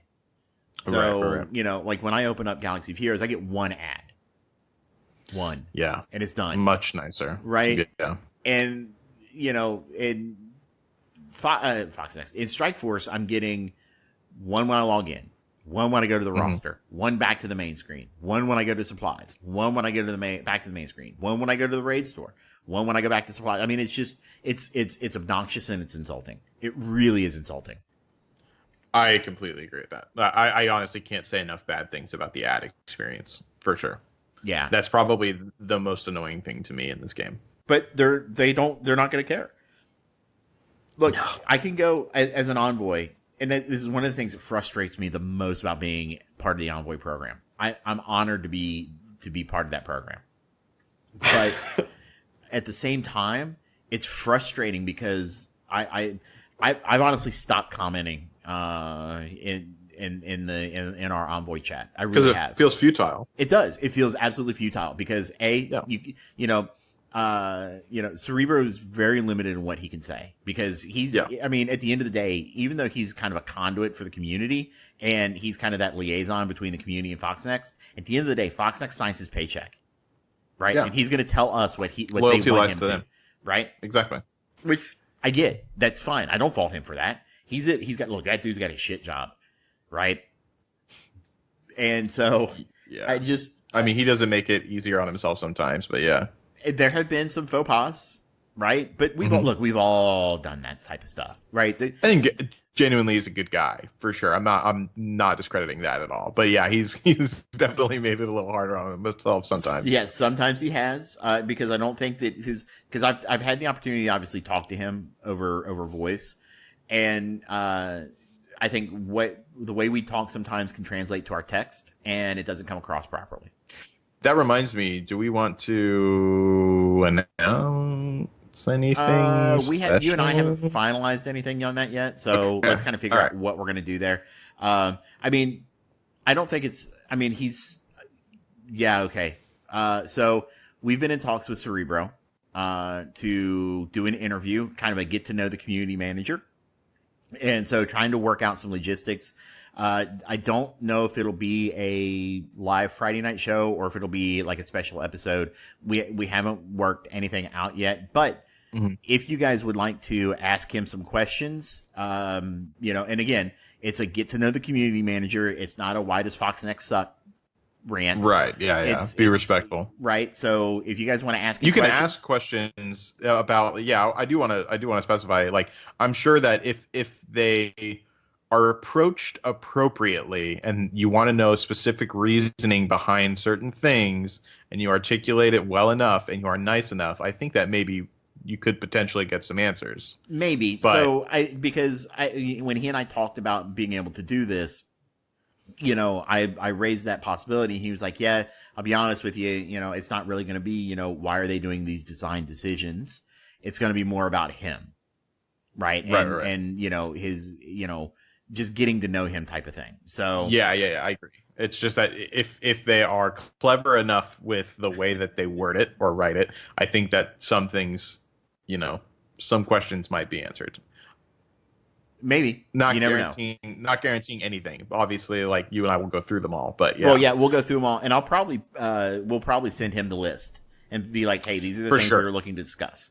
Because I'm not going to. We're not looking to do any gotcha. No. Yeah, we're not looking to do any gotcha. No. Journalism or anything. No. That's very that doesn't endear us to them or them to us. So yeah, it's just not a cool thing to do. It's not a cool thing to do. I would never do that as an interviewer. But anyway, moving on.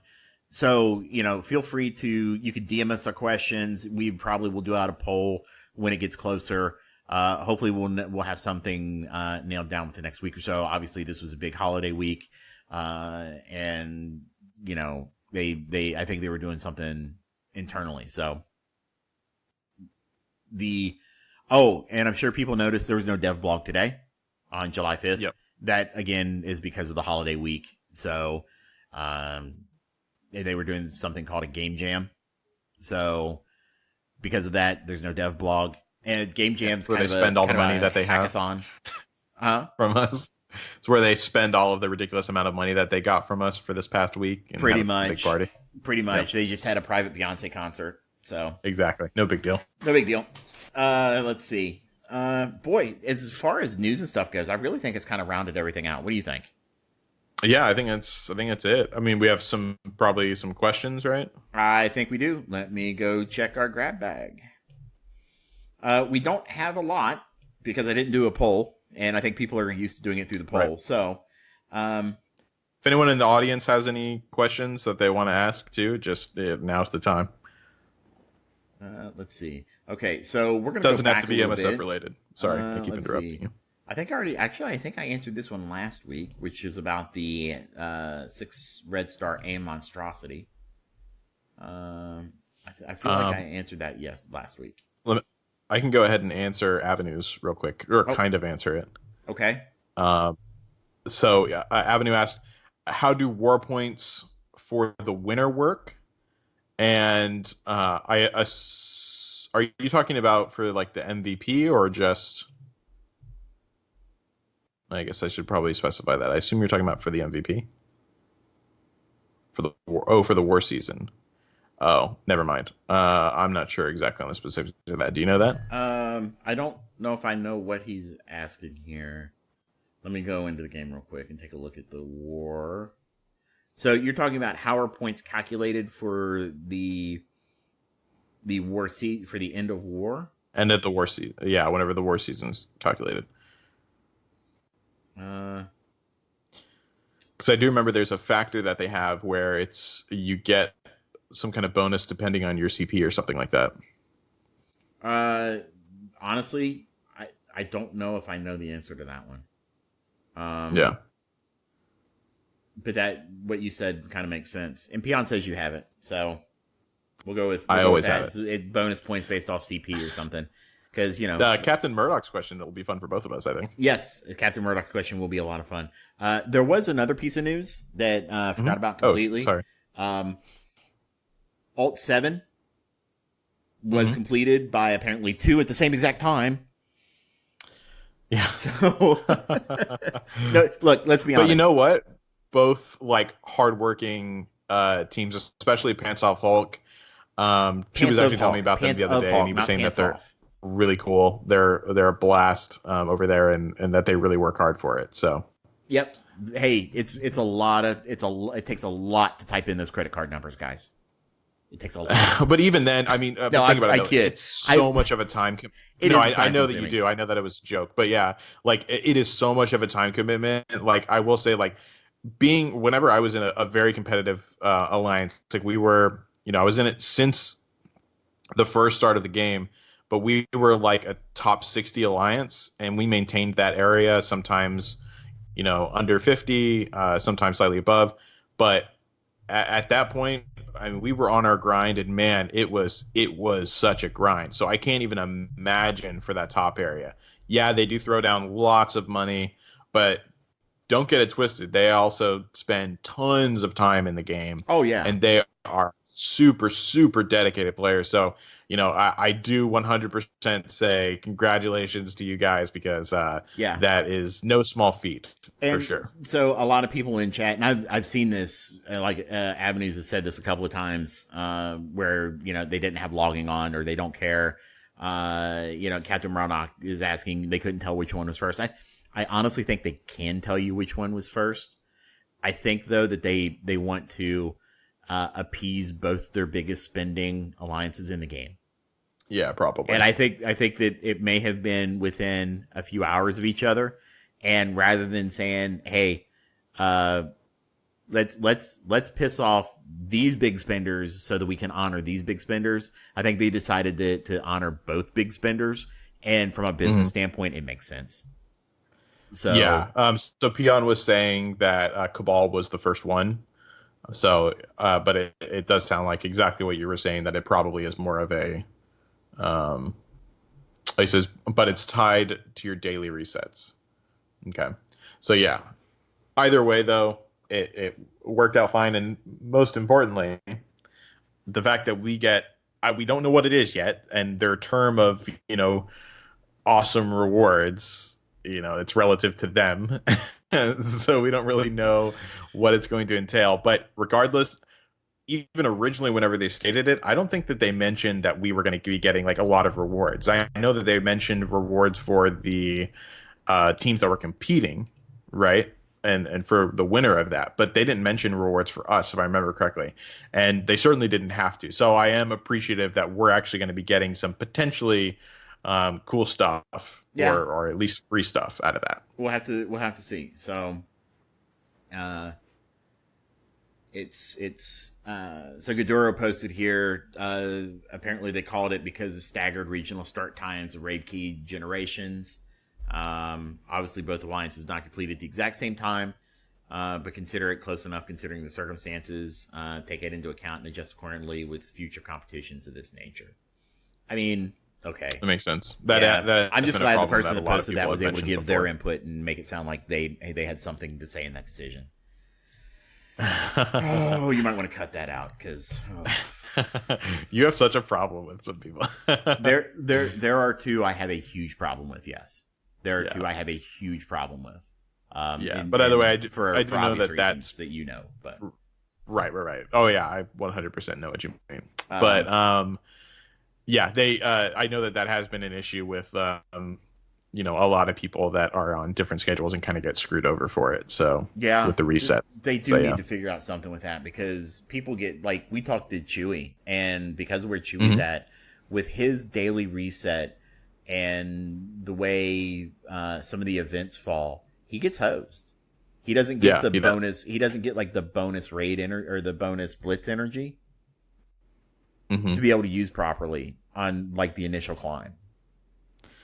Right. Exactly. So not ideal always. They need to figure out something. So let's go ahead and get into the questions. I guess let's go into some of these. So we will come back to Captain Murdoch's. Okay. Let's go into the grab bag that people that posted earlier. So, all right. All right. Let's see. Zappa43 asks if FN adds another web slinger to the game.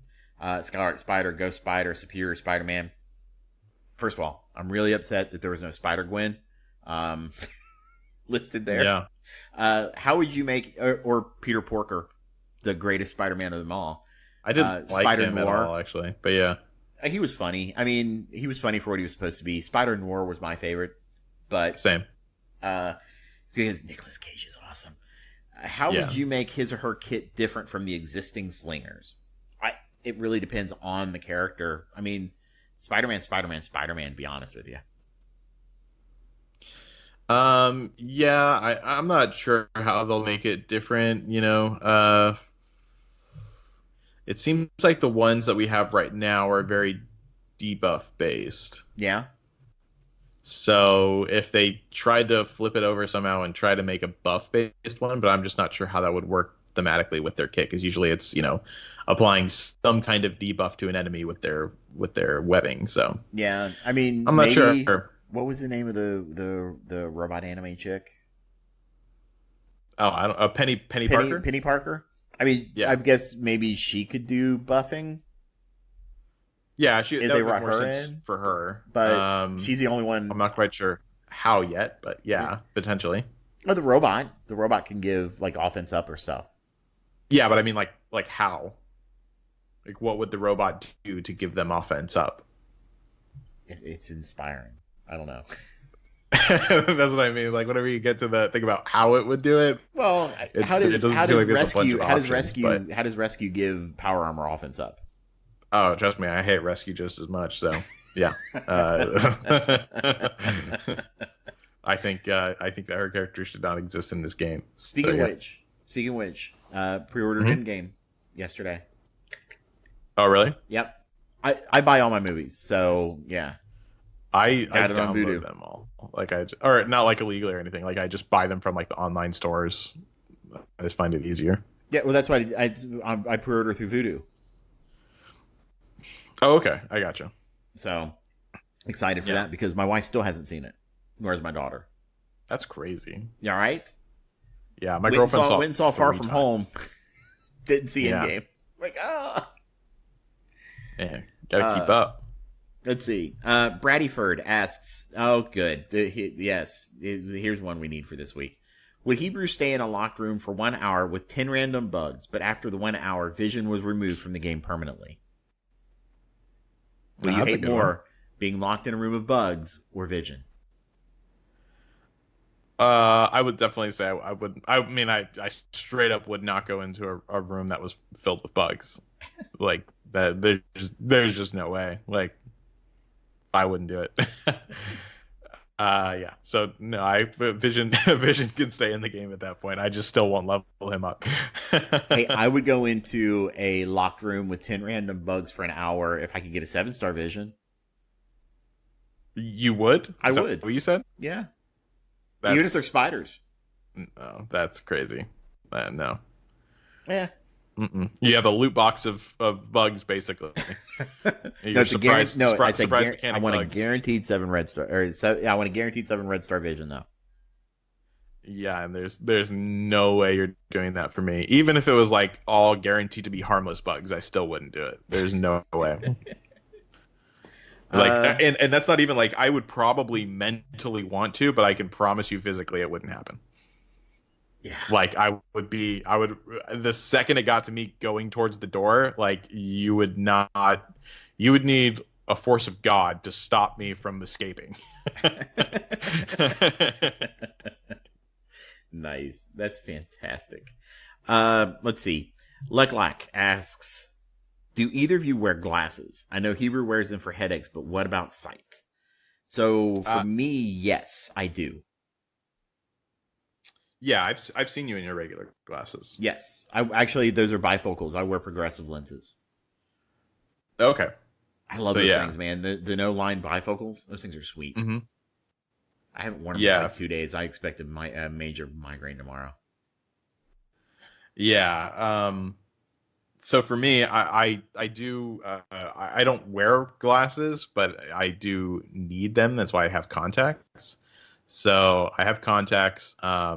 But yeah, as far as sunglasses are concerned, I do wear my sunglasses probably 98% of the time. So yeah, and certainly whenever I'm looking at a screen, I literally I don't even remember the last time that well, I mean, I suppose for like a second here and there, but yeah, pretty much if I'm ever in front of a screen for more than like a second, then I have my sunglasses on. So yeah. Yeah, for me, I've always had perfect vision. In fact, a little above perfect, but things are humble brag. No, I mean, so I say that because I don't like I can get by without glasses, but things are a little blurry at distant now. Like I can no longer read fine print from 10 feet, so it makes it like I'm looking at a jar right now. I can make out the letters for apple cider vinegar. Mm-hmm. But it's very fuzzy. Whereas a few years ago there was no fuzziness to it. Let's see if I can show you guys what I'm talking about here. So this is zoomed in. Let's see. Let's make it a 5x. See if you guys can see it from 5x. Send a photo to Discord here.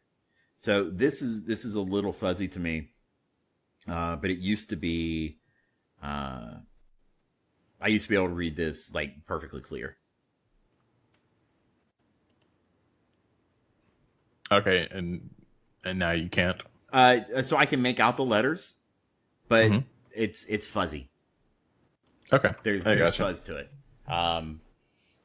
If I didn't know for 100% fact that said apple cider vinegar, I might. I mean, I can make out the word apple and vinegar very easily. So, but like I said, just fuzzy. So my glasses help with that. Let's see. Pope asks, why is Hebrew camera shy? Dorian and Chew are both out there making face. Why not our favorite curmudgeon?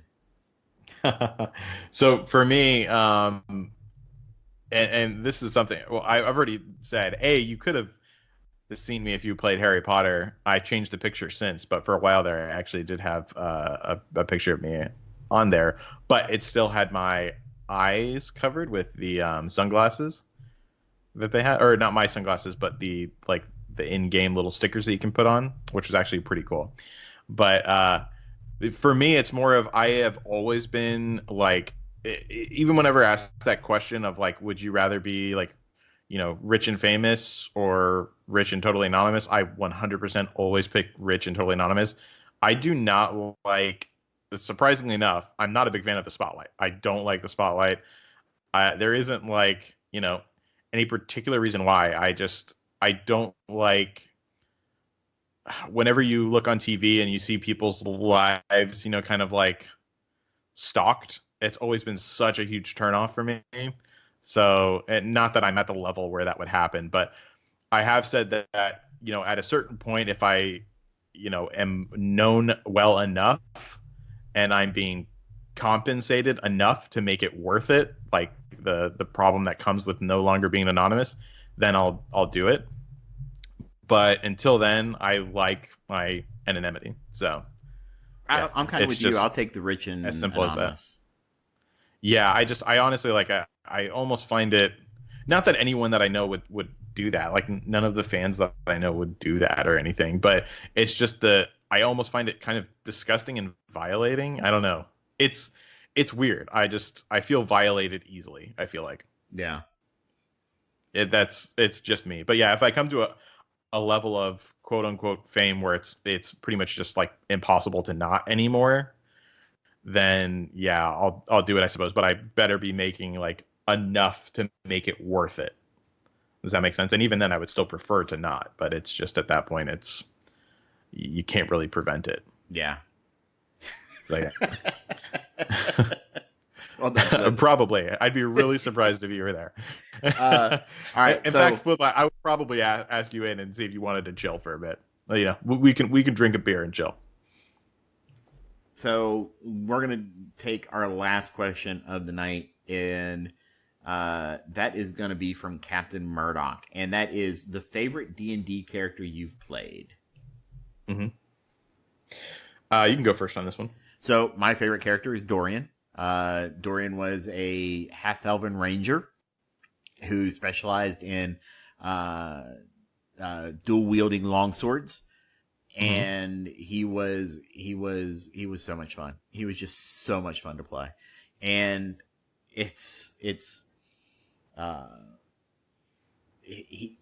he was just just did things. He was an arrogant asshole. Do you, whenever you play, do you role play? I do. I'll role play. Okay, yes. Nice. So he may not have been very far from real life, but do you change up your voice a bit too, or do you just take on the persona? I'll take on the persona. I've never been big on changing voices. I will sometimes. Like, for example, one character I played, his name was Thorgoth. And Thorgoth was a midget who he wasn't a dwarf, but he was mistaken for a dwarf. And he had an intelligence of like 3. So he grunted a lot because he didn't like everything you said. He had dyslexia of words. So if you said something was good, he thought something was bad. Right. So there was a time where he killed the main character of the party because we were trapped in some webs, and Thorgoth was like, webs hate fire. It went to light a torch, and everybody's like, don't do it. And he's like, okay, I will. And they're like, wait, do it. And I had to do an int check to see if I understood what they were saying. And I rolled a 20. So wow. I heard them say, do it. So yeah, I it must understood be them. done at that point. I'm like, ugh. So yeah, I used a torch, set them on fire. Our level 1, our first level hero. Oh god. Died. So it was Thorgoth didn't last very long. He was annoying. Right. It was a cool concept, hard implementation. Right. But yeah, Dorian is by far my favorite character of all time. And he's just, like I said, he's that cocky, arrogant, boy, when he got up into higher levels, man, he would just mow through people. because my DM Oh, would let yeah. me. This was back in 2.5. Which? Oh wow, yeah. I'd never even played that maybe version. 3.5. What class was he again? I forgot. Ranger. It's a ranger. Okay, yeah. Rangers So- are strong. Yeah, and Rangers. So my DM actually allowed me. So normally, if you do two-handed weapon fighting, and you have same size weapons, you take a penalty for your offhand.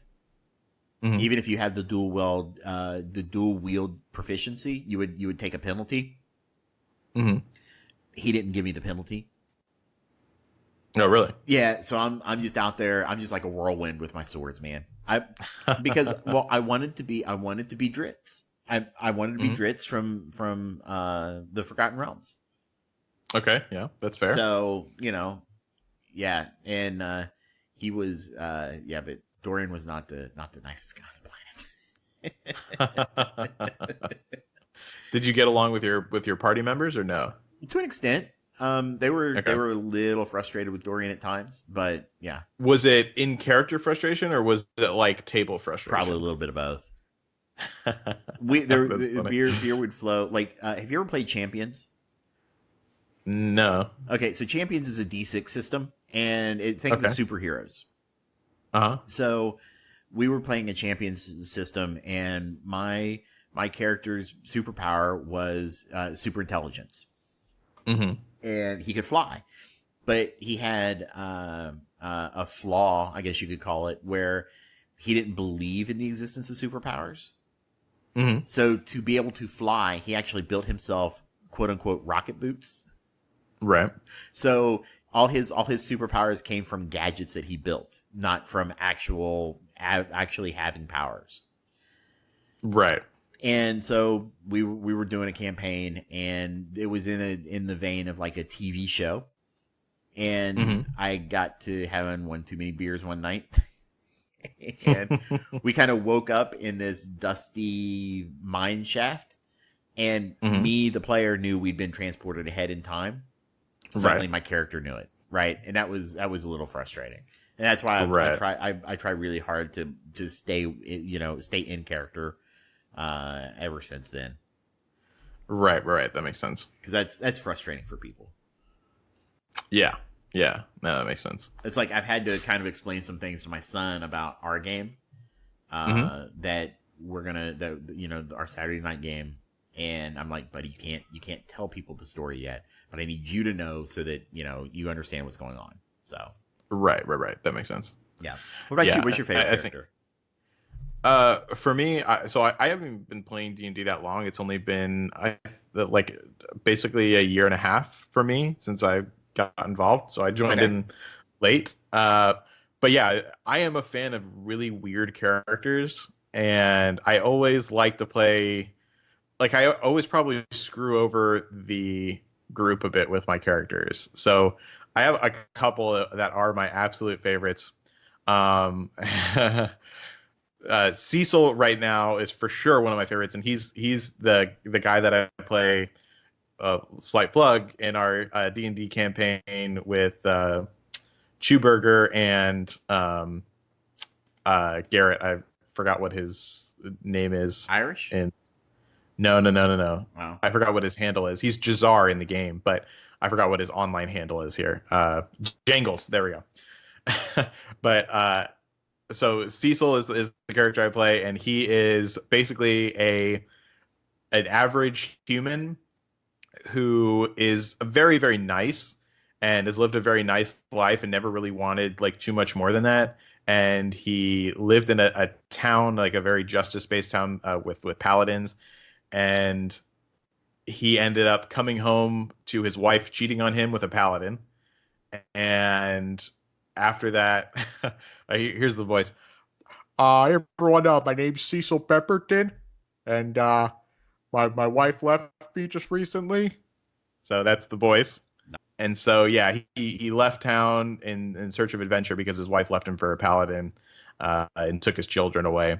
So, yeah, he's really cool. It's really interesting dynamic to have him with Jazar and Fostars, which is Chewie. So it's really cool. And yeah, so he's one of my favorites. Another one is this character that basically everyone hated that I was about to play in the campaign called Barley, who was a Warforged druid who had the intelligence, like he was basically like a child, and he would always screw things up quite commonly, and everyone did not like him too much. But I can do the Stephen Hawking's voice fairly well, so I was using that voice for it. So I'd be like, "Hello, my name is Barley," and so I would just do that the whole time, and people also got kind of annoyed at that. So needless to say, they killed off my character, and Barley will probably never see the light of day. uh, oh, they want to hear the voice again. Hello, my name is Barley, and I am a Warforged druid. So yeah, I can do the Stephen Hawking's voice pretty decently. But and then another favorite character of mine was just whenever I did a tiefling technomancer who grew up in a house of gnomes, of illusionist gnomes, that entranced him to think that he was a gnome. So whenever he looked in a mirror, he would always see a gnome. But in actuality, he was a tiefling, and everyone else would see a tiefling. And he was always with his brother, who was one of my buddies that played my brother. And he would basically like be like, "Oh yeah, no." He basically like protect my identity from myself to make sure that I was, I felt belonged to the family. So, but yeah, so that's people are surprised by the voice of Barley a little bit. As well, Yeah. They should, man. That was extremely well done. Is it good? It's really good. I mean, obviously the reaction live was, holy shit. And I'm not gonna lie, I was like, that's rather well done. Yeah, I guess I'm not like so Jazar, the guy that plays Jazar, Jangles, and we both can do that. So we've done that and I've known him for like 15 years. So yeah, we have done that like a lot. So I just don't see it as anything too special. But yeah, Nice. it's pretty. It was pretty fun to play a robot with that voice. Yeah. But yeah, that's it. All right. Well, I think there is nothing left to talk about except for who you're farming. Farming that last piece of gear for Minerva is who I'm farming. Yeah, that struggle's real. But yeah, other than that, still farming up Hand Assassin, still doing my daily grind for Loki, trying to get them ready for the next time whenever it comes around so I can get Phoenix. And You got until September. I mean, that.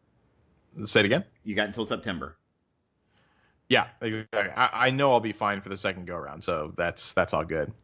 But yeah, that's pretty much it. What about you? Pretty much the same thing. I mean, I'm farming the gear to get shield security and pretty much. I think shield security and Star-Lord are the two I'm going to focus on right now. But the problem is they both use the same exact stupid gear, so that sucks. Mm-hmm. But other than that, I'm still farming up Groot. And I need to be working on. Like, I need to work on Nobu and Loki, Mm-hmm. and get them geared up to where I'm going to be ready for Phoenix when she comes back around. Hopefully, we will have a way to farm, the rest of the team, because that's not having that right now is just, or at least not knowing if they'll be available, I guess is the problem. Right. So yeah, it's trying to get that last piece from Minerva. She needs two pieces of that gamma radiation, and she's done. Right. No, it's like I said, it's getting those final pieces. It's such a struggle. Yeah, and it's for me, it's the orange basics. It's not the orange uniques. It's the orange basics. I've got the uniques I need. Oh, really? Yeah. Oh, okay. Yeah, I've got the uniques. Well, I mean, Minerva needs 2 unique, right? She needs 2 of that gamma radiation, but both shield security and Star-Lord and Groot all need basics. Right. So yeah, and you can't get the basics outside the war store and the supply store. So, right. they need to add those two. I'm hoping that Nexus 8 and 9 come soon, and they add the being able to farm the orange basic gear there. That would be spectacular if you're listening to Cerebro. Make that happen. Yeah. So, I don't even know if he listens anymore. So, he might. Yeah, probably not, considering how much you cut out. I don't know how much you've cut out. So, he doesn't listen to the live show, which is probably a good thing. Let me just say, with the amount that I cut out, the parts pertaining to him are not a priority to cut out. So, well, I don't ever talk bad about him. I talk bad about the company itself. I mean, neither have I. I've mentioned a few things, but it's more about like just the trouble that he's got himself into. But I don't take that back at all. So, hey, look, everybody makes mistakes. So, yeah, hey, look, I come across really confrontational. He's told me to stop. Yes, you do. So, yeah. Anyway. Was there anything else you wanted to say before we head out for the night? Just my plugs. Make sure to since we talked about D&D this time, make sure to check out the League of Extraordinary Dicemen. You can find it on Podbean, iTunes, or anything like that. I highly encourage you to do so. It's a lot of fun. It's gaining a lot of popularity. So please do that. And and yes, so it's check that out. Porn and Politics with Chewburger and myself. A lot of fun. Also, movie reviews for Click or Skip, that kind of stuff. Just check all that out. All right. Well, we do want to thank you for listening to the Ravager Report. You can find us on any and all of your favorite podcast apps, or by going directly to our Podbean site at ravagerreport.podbean.com. Don't forget to subscribe and leave us a rating and a review, as it does help us make the show better for you. You can find us on Twitter at RavagerRepo and join our Discord channel at discord.me/Ravager Report. If you would like to help support our show, you can do so at patreon.com/Ravager Report, where you can get early access to the uncut live show a day or two before it's released. You can also find Hebrew on YouTube by searching for Alternate Reality, and Dorian on YouTube by searching for Dorian Blade. Finally, we want to send a great big shout out to all of our listeners and patrons for their continued support. And until next time, keep fighting, true believers.